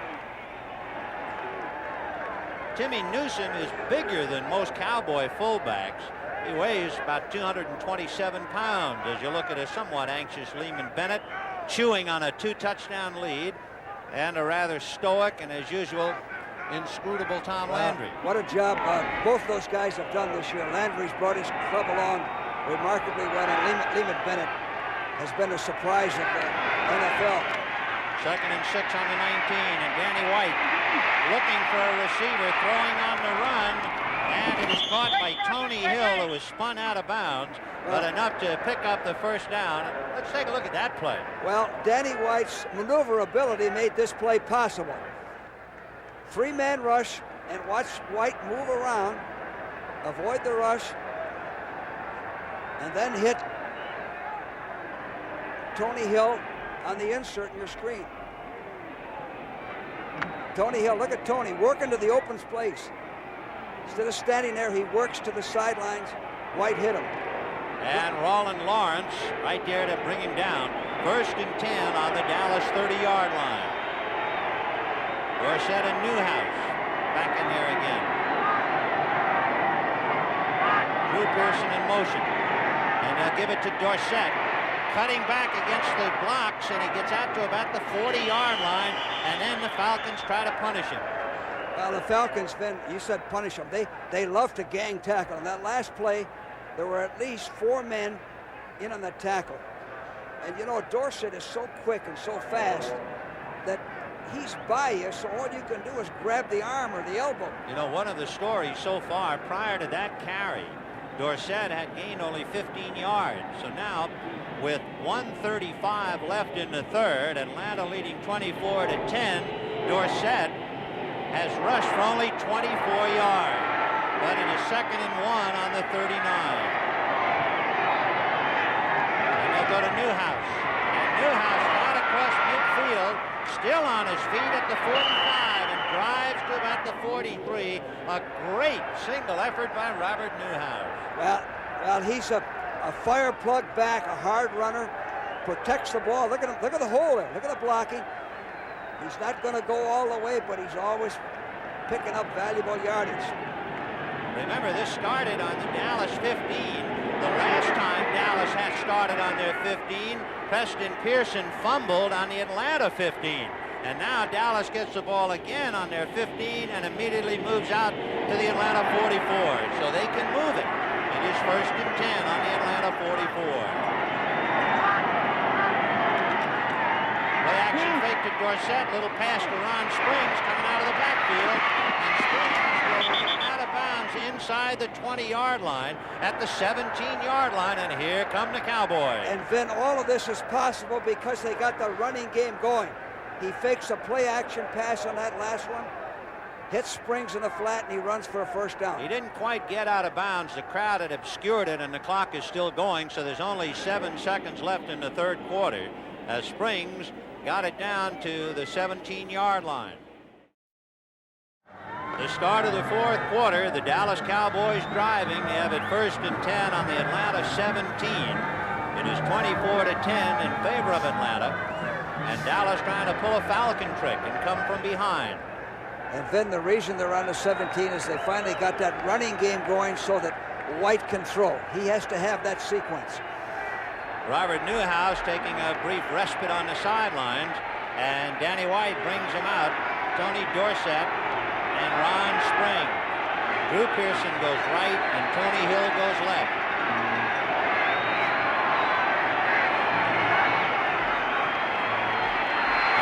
Going down the left side, all alone is Tony Hill at about the 5, and then he came back up again. Finally brought down by Kenny Johnson. Well, they threw one-on-one. Here's Tony Hill going down the field. Bootleg action. The corner's laying off. Johnson's laying off.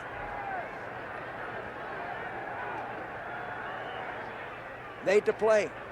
They will spot the ball just inside the 7-yard line. Anytime, Vin, you can get that corner laying off, take whatever you can get. 4 yards, 5 yards. It's good football, good offensive football. 1st and goal for the Pokes, and they send Drew Pearson wide left, Tony Hill right. Dorsett and Springs behind Danny White. In motion is Drew Pearson. And they go to Dorsett, trying to go wide. And he is knocked out of bounds, shy of the goal line, but he's getting awful close. Boy, those young linebackers are hard to run on. They just swarm all over the ball carrier. That's why they finished 3rd against the run. Remarkable note of Tony Dorsett. For 10 consecutive years, that means going all the way back to high school, he has averaged 1,000 yards a year, better than 1,000.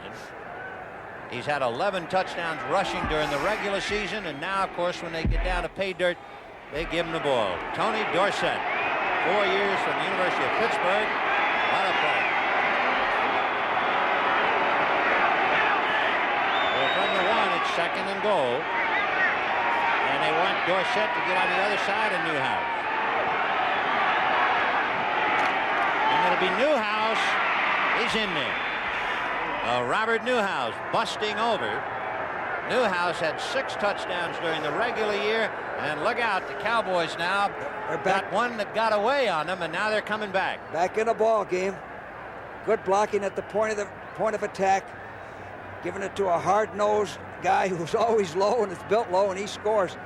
When they snapped that ball, there was only 3 seconds left. Shifting around the backfield, they almost used up their full 30 seconds, Vin.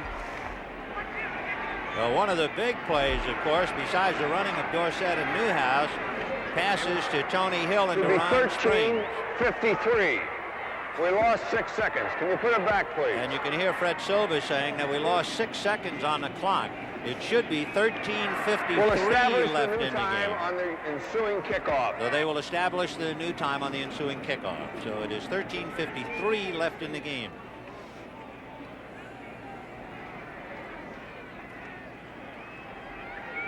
that might not seem like it's important now, but when you get down to that final second, you need a field goal. It's very important. You know, the history books tell us the Cowboys are the only NFC wildcard team ever to win in the divisional playoff round. They beat San Francisco in '72, and in '75 they beat Minnesota, both times with incredible last-minute heroics. I remember them very well. So Raphael Septien trying to kick it through. Made by Charlie Waters, and the kick is good. There's a flag, however, on the kick. Septien, during the regular year, had kicked 59 out of 60, and he had kicked 78 straight until he had one go awry against Oakland. On the kick, successful. 27 on the defense, leverage. 15-yard penalty assessed on the kickoff. On the successful point after by Raphael Septien, Tom Pridemore was guilty of climbing up on the back of one of his teammates and trying to block it. That leverage penalty was called against Pridemore, and so instead of kicking from the 35, the penalty exacted after the point, Septien will be kicking from midfield. And then you have to watch for an onside kick. Nope, he's going to kick it all the way to Waycross. You know, we used to be able to jump on a guy's back and jump up and block the kick. Minnesota was very good at that. Bud Grant's team did a good job of that. We used to do it. Then they put in a rule that you can't step on a man and get elevation, get extra height to block a kick. So on the 1-yard run by Robert Newhouse, and by the way, the clock is still at 13:47.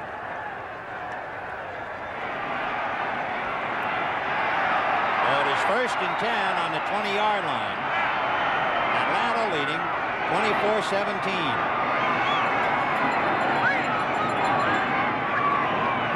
Bartkowski staying cautiously on the ground, getting out to about the 24-yard line. The clock now running, as you see, as they try to catch up properly.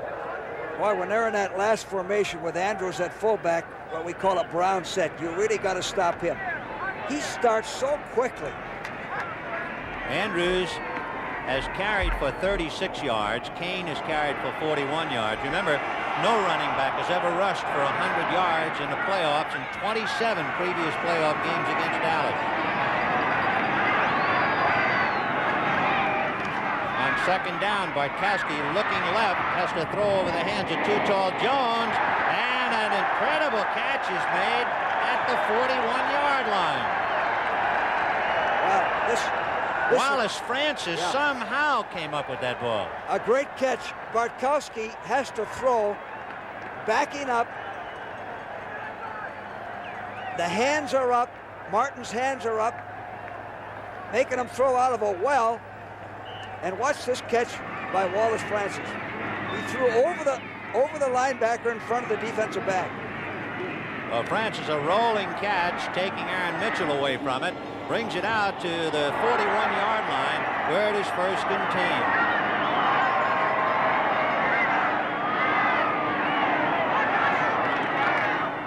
And they'll try the middle, and Randy White is right there to wrap up Andrews and take him down.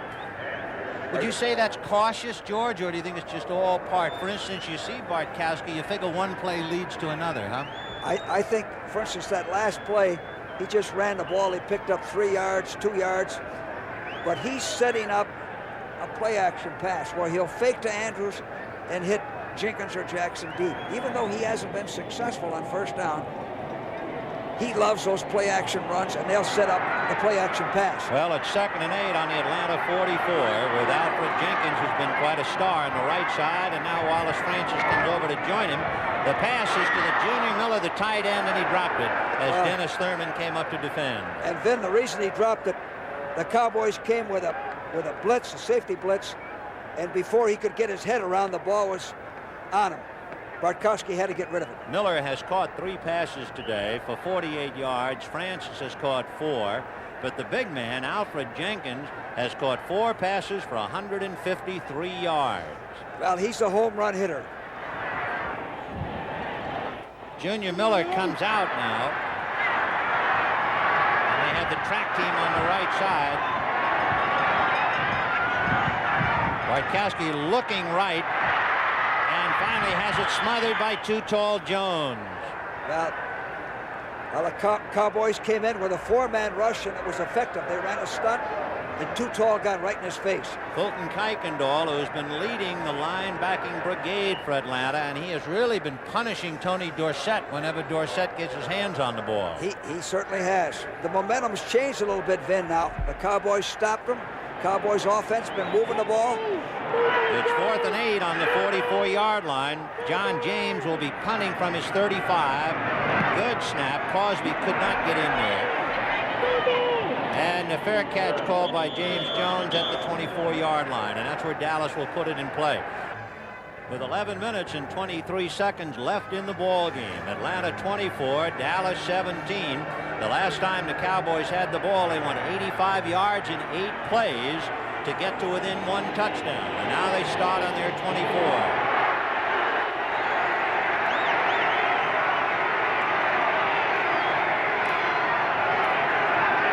Dorsett from 3 yards behind Newhouse, takes Newhouse back, fumbles the ball, and I think Tony fell on it at the 30-yard line. Well, they're doing the same thing, Ben. They're running the ball, which will set up the pass. They got a break there. It looked like he never had really put the ball away and had possession of it. So despite the fumble, he picked up 6. Here it is. I formation. Oh yeah, the leg kick. A leg come up and hit his elbow and knocked the ball loose. 2nd and 4 on the Dallas 30. Pearson has spent all day in motion. This time it's Tony Dorsett in motion. It's blocked by Herbert Scott, and he goes out of bounds across the 35-yard line. And it would appear he had picked up the first down. Herbert Scott helping Dorsett. Well, they're doing the things that they did well against the Rams last week. They're running the football,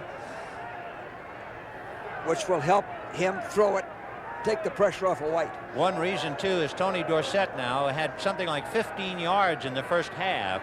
Now has 51 yards in 10 carries. He's beginning to eat them up a little bit, 5 yards at a shot. Well, you know, the Falcon defense allowed 59% completions against them. So White, Landry, the Cowboys know they can complete passes. It's just a matter of what type of pass. Robert Shaw, the backup center who played so well against the LA Rams last week that he won a game ball.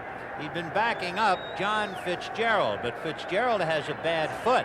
Shaw has done a great job in the middle of the line, and they would really miss him if he can't play. It would be very disastrous. Last week, Shaw did a heck of a job against the Rams. Where you miss him the most is in the shotgun. John Fitzgerald, bad foot and all, is in there now. 1st and 10 on the Dallas 36. John Fitzgerald, 10-year veteran out of Boston College, playing on a bad wheel. Pearson left and Hill right. Danny White going to go down the right side, in and out of the hands of Butch Johnson, and picked off by Tom Pridemore. And Pridemore is across the 40 to the Atlanta 43-yard line. Pridemore comes up with the football again. Remember, it was Pridemore who recovered the Preston Pearson fumble. The ball deflected off of 3 people. Butch Johnson had it go off his hand. There it is. The ball was thrown high. Butch Johnson, watch him jump for it.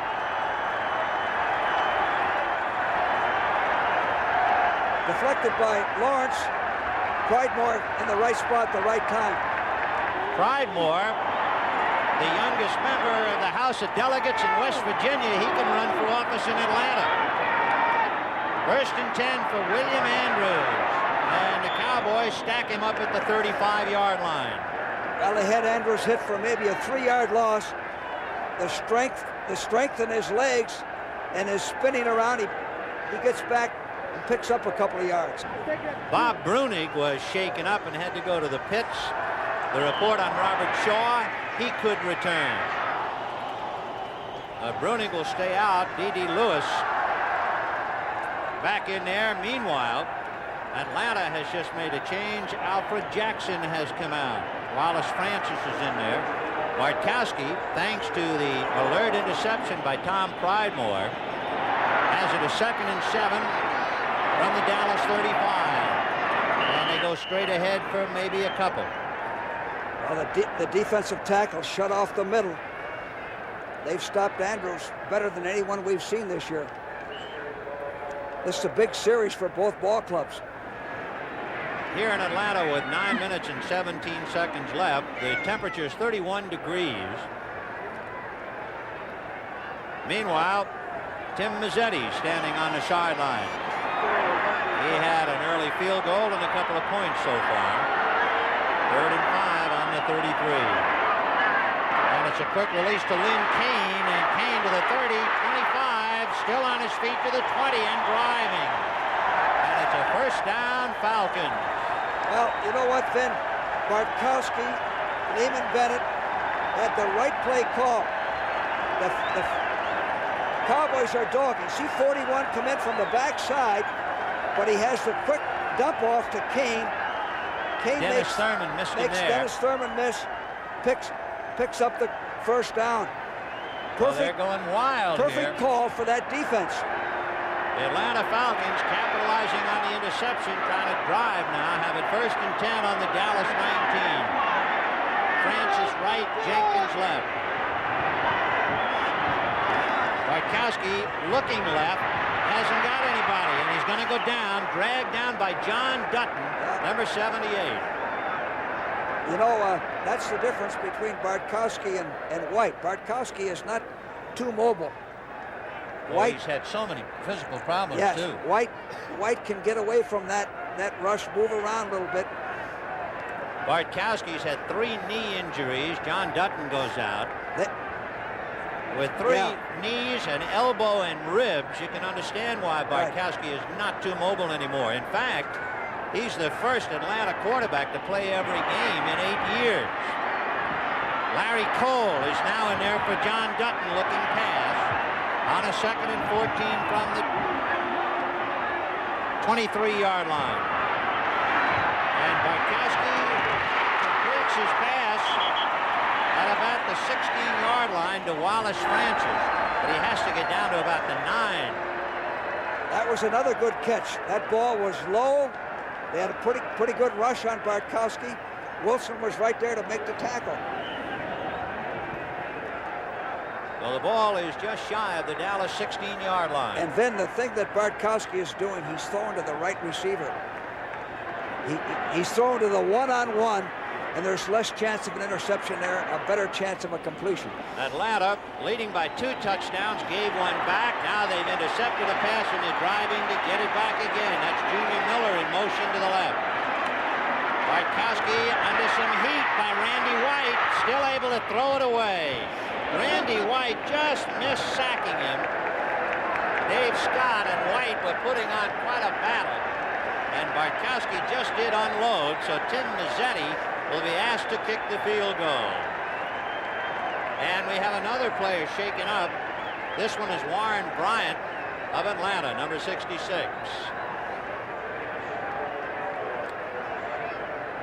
There's Bryant coming off. Both of their tackles are 6'6", both first-round picks. They're the focal point of that offensive line. Well, Bryant has to come out. The hold by John James at the 24. So it's a 34-yard field goal. The kick is up. The kick is good. Tim Mazzetti kicking the field goal in the 4th quarter brings up an interesting note. The Falcons were not shut out in the 4th quarter in any game this year. And in some head knocking here in the 4th, they finally pick up 3 points, and a very big 3 points indeed. And Vin, the reason it's such a big 3 points is that now with 6:37 to play, you can play pass defense and pass rush, not to worry about the running game too much. If they run the football, fine. The clock will keep running. Mazzetti kicking from the 35, and it's going to roll on the ground and be fielded by James Jones at the 17. He's to the 35 and bent almost in half at about the 38-yard line. Robert Pennywell, number 59, bringing him down. The big play, of course, was the interception by Tom Pridemore of the pass that went off the fingertips of Butch Johnson. The Falcons then went 7 plays with the 34-yard field goal by Mazzetti to make it 27-17 Atlanta. And now let's see about Danny White and the Cowboys. 6 minutes and 28 seconds left in the game. And they put it in play, 1st and 10 on the Dallas 38.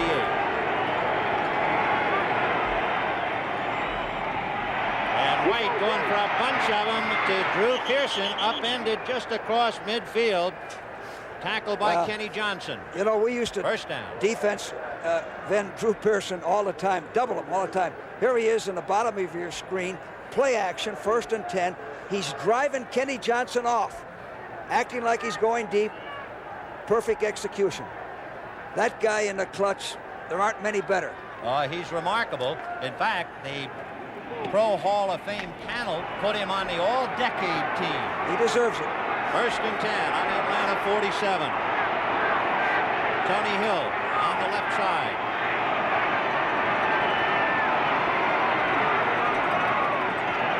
Drew Pearson in motion. Play action fake to Dorsett. And White with time going to Tony Hill. No good. Almost intercepted by Kenny Johnson. He had his hands on it, but he couldn't hold it. Well, they had him covered front and back then.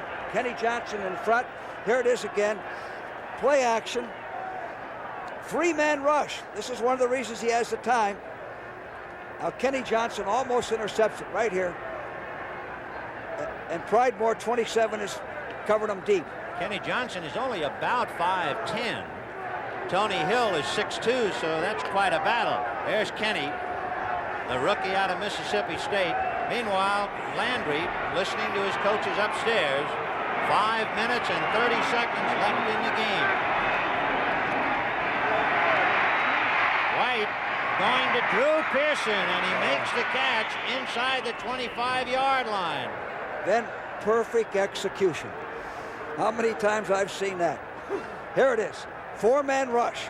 Watch this. Good protection. Watch him throw a strike right into Drew Pearson. That's Roland Lawrence finally bringing him down. So it is 1st and 10 on the Atlanta 23. 4 minutes and 58 seconds, and of course the clock is going.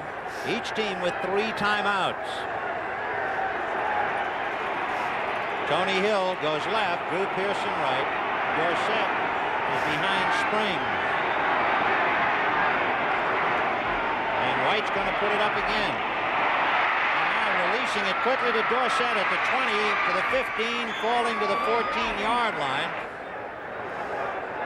Bob Glazebrook finally bringing him down. Well, this is a vital drive for both sides. Dallas has to score, then at least kick a field goal.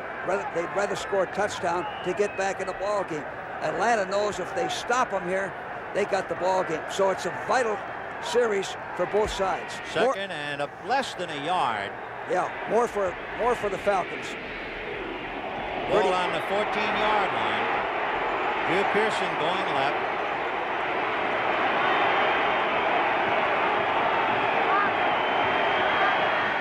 And Danny White looking, can't find anybody. Now he's going to start to run, pointing, directing traffic, going in the end zone. Touchdown. Touchdown. What a catch by Drew Pearson. Shame. Oh, what a catch. And you know why he had all that time and could scramble around? Then I've said this so many. It's a 3-man rush. A 3-man rush. Here it is. They're in shock here at Atlanta Fulton County Stadium. Watch Pearson. Danny White point with his left hand. Yeah. He's going to direct the traffic.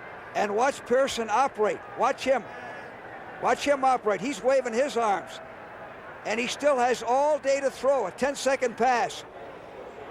And he goes up, places it at his highest point. Took it away from Kenny Johnson at the last second. Now the big point by Septien is up and good.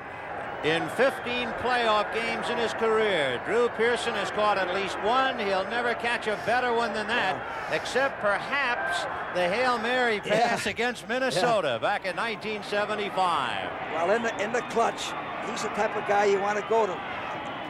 So with 3:40 left in the game, Atlanta 27, Dallas 24.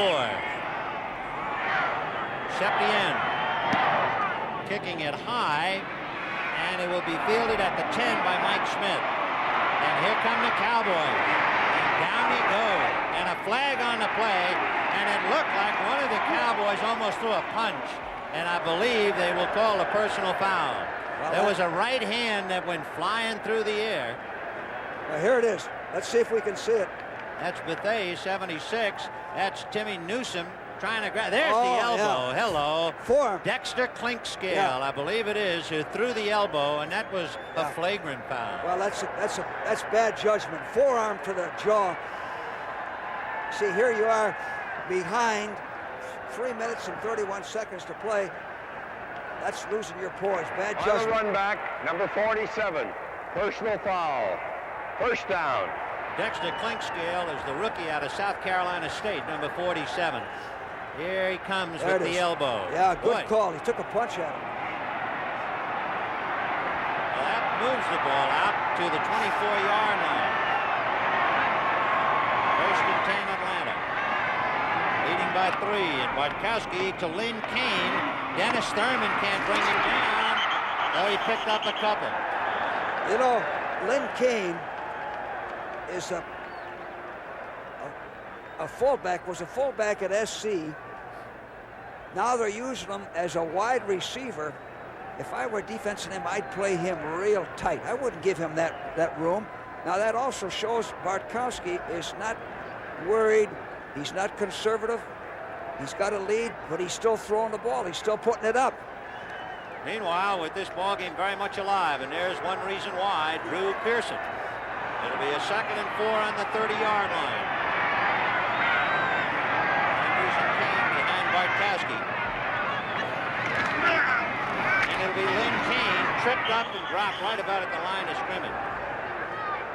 You know, Vin, we've seen so many games going back to Dallas's touchdown to Drew Pearson, where teams act like they have the ball game won, and they go into a prevent defense and a 3-man rush, and it just gives that quarterback more time to throw.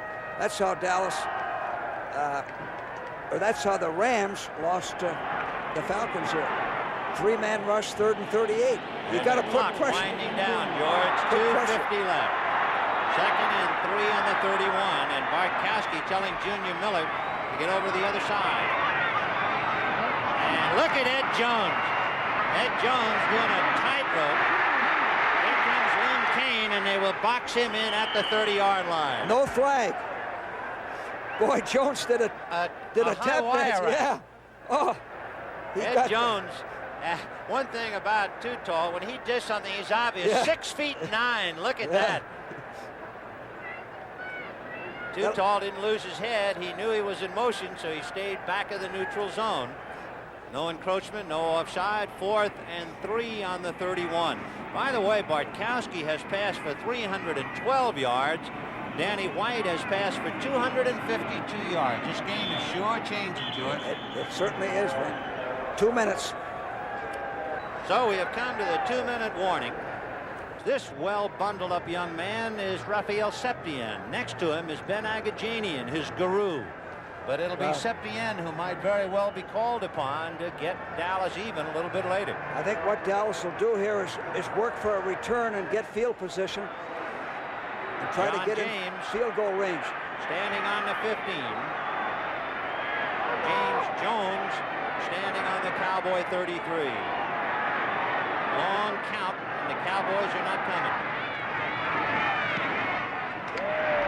And James gets off a beauty. And James Jones at the 30 is buried right there. In fact, he went down to the 29, and guess who? Well, if you've been watching, it's down at the bottom. Ray Strong, number 25. What is he? Play some football for Atlanta. And then John James came through with a clutch kick. He had 4.9 hang time. That's why there was no return on it. We talked earlier about Dallas winning wild card games with the exciting last-second histrionics of Roger Staubach.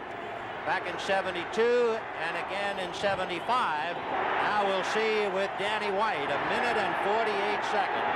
1st and 10 on the 29.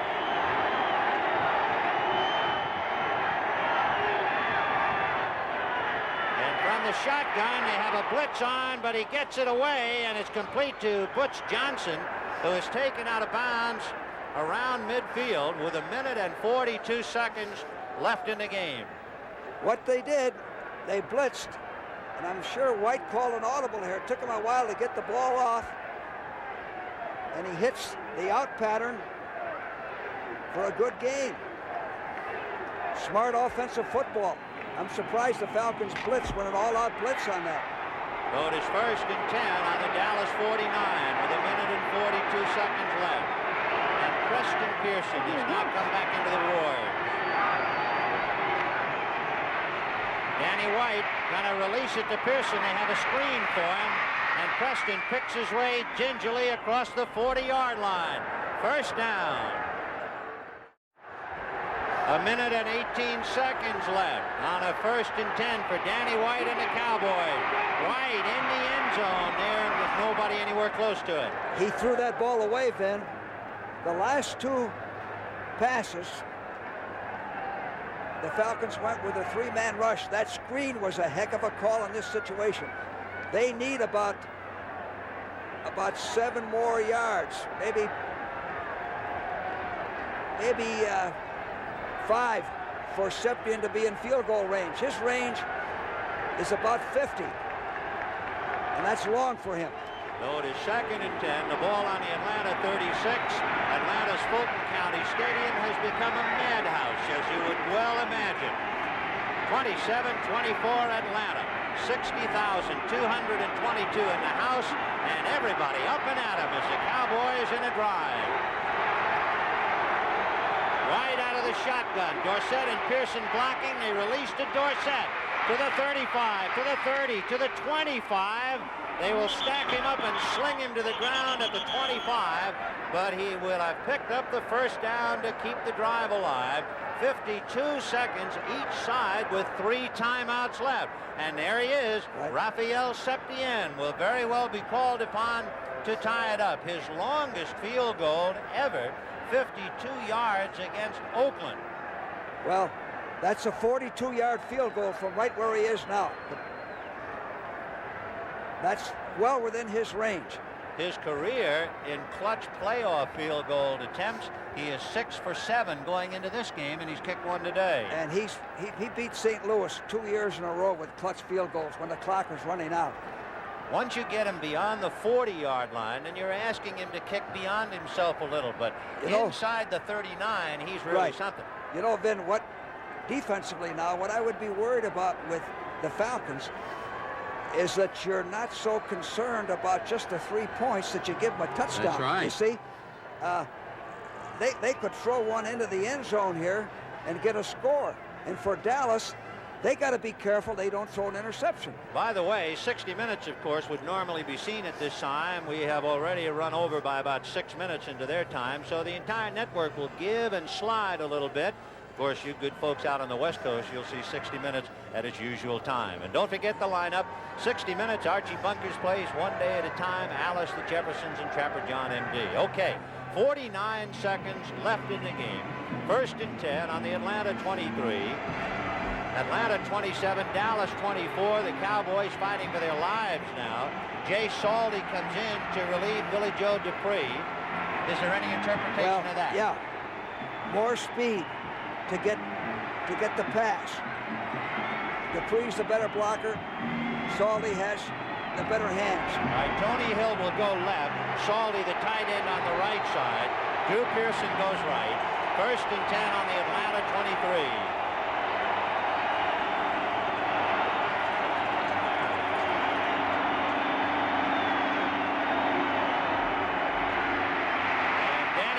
Throwing in the corner, no good. Tony Hill ran out of real estate in trying to make the catch. Kenny Johnson was stride for stride with him. They're working Tony Hill on Kenny Johnson. Again, Kenny Johnson's giving him room. Falcons are dogging. They picked it up. the ball takes them out of bounds.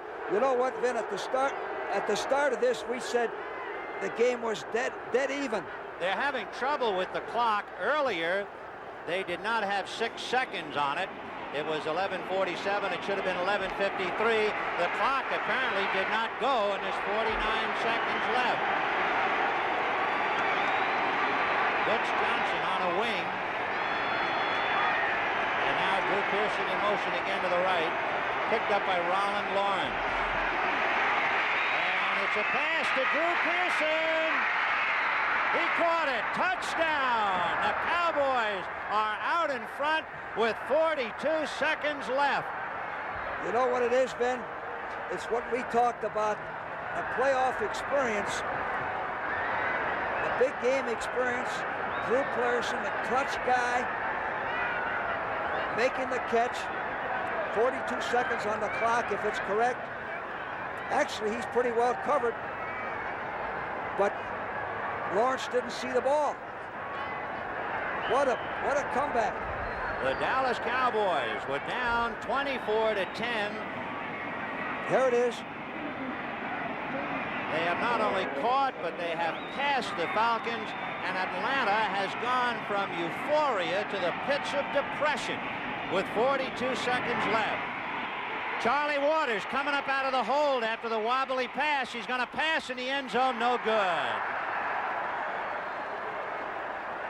Charlie Waters had a trouble getting the handle on it. That was a big miss indeed. here. Now a field goal ties the game.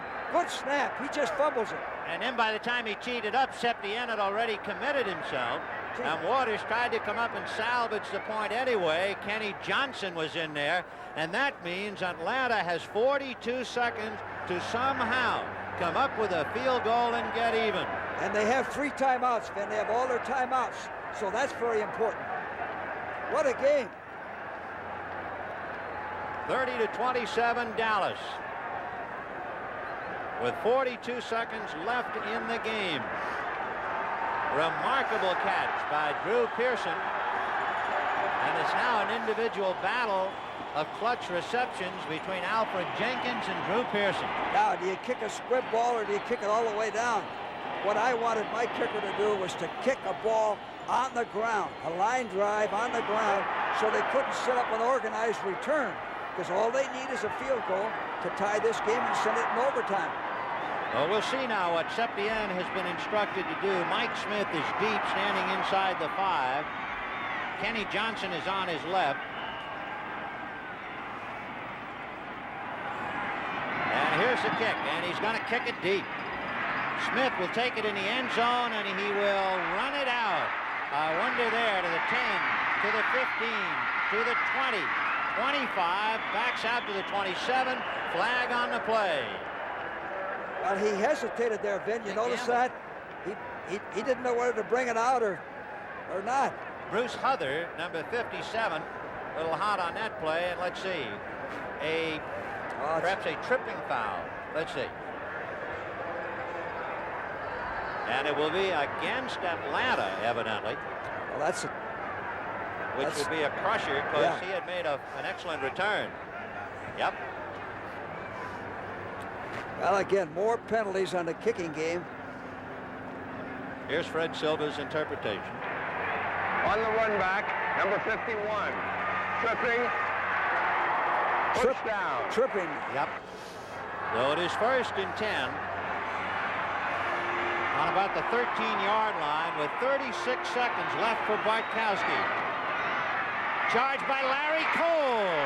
And Cole went right over Bartkowski's head into the end zone as Steve went down at about the 3-yard line. Well, then they ran a stunt, and Cole came around. The left end came down, Too Tall came down inside, and Cole came around. They didn't pick him up. Let him in there scot-free. You know, if Dallas wins this game, it's just been what we talked about way back. It's the playoff experience, because they haven't been ahead until right now. You know, an interesting thing, with all of the yardage that Bartkowski has passed for, 302. You know, Danny White is passing. Danny White passed for 322 yards. Second half. All in the second half.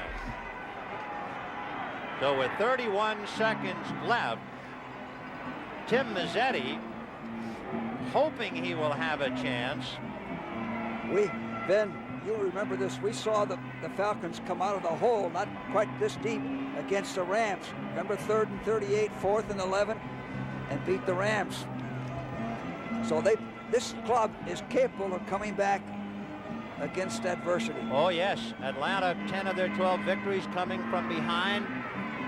In fact, late game heroics have been the Falcons' trademark. They outscored the opposition almost 2-1 after halftime.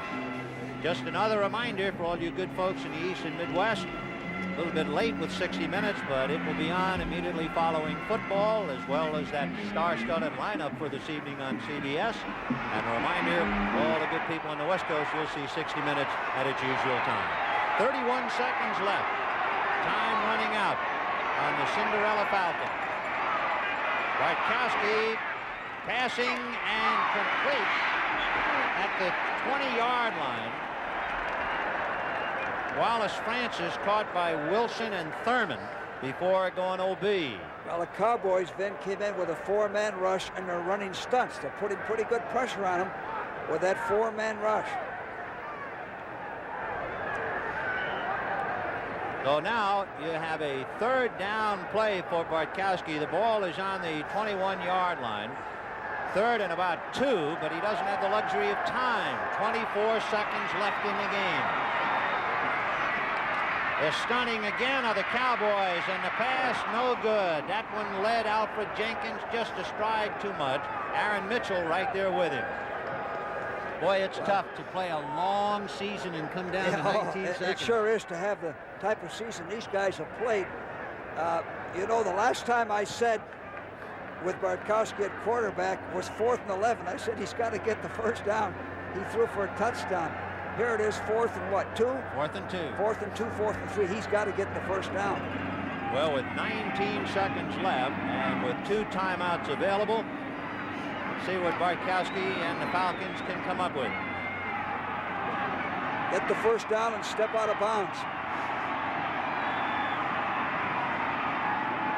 And Bartkowski over the middle, no good. Intended for Wallace Francis.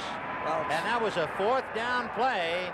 So Dallas takes over, and with 15 seconds left, that picture tells a lot.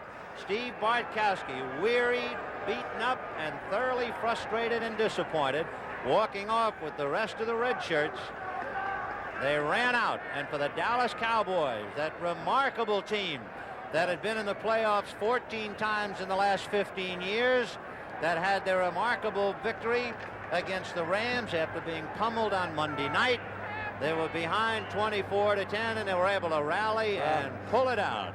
What a story for Dallas in that incredible chapter for Tom Landry. It's a tremendous comeback, coaching, discipline. It's again been the maturity of this ball club, the playoff experience, the number of big games they've been in, and the guy that came through in the clutch again was Drew Pearson. And for Tom Landry, the 3rd winningest coach in NFL history, Hallis, Lambeau, and Landry. He's done it again. Meanwhile, a bitter day for Lehman Bennett. He brought his Falcons as far as they could go. They put on a tremendous show, but they were unable to cork up Drew Pearson, who stole the game in the end zone on that scrambling pass from Danny White. And what a job Lehman Bennett has done. He was the NFC Coach of the Year. He's taken this team that was 6-10 last year, turned them around 12-4. And again, as you mentioned, every game they lost, they could have won. They lost, I think, 10 out of 10 out of 12 that they won, they came from behind. And now here they're going to lose this. Meanwhile, Leonard Tost and Jim Murray and good friend Dick Vermeil and company will open up the doors and welcome Dallas in Philadelphia. The time running out in this story in Atlanta as the Cowboys came from behind and beat Atlanta 30-27.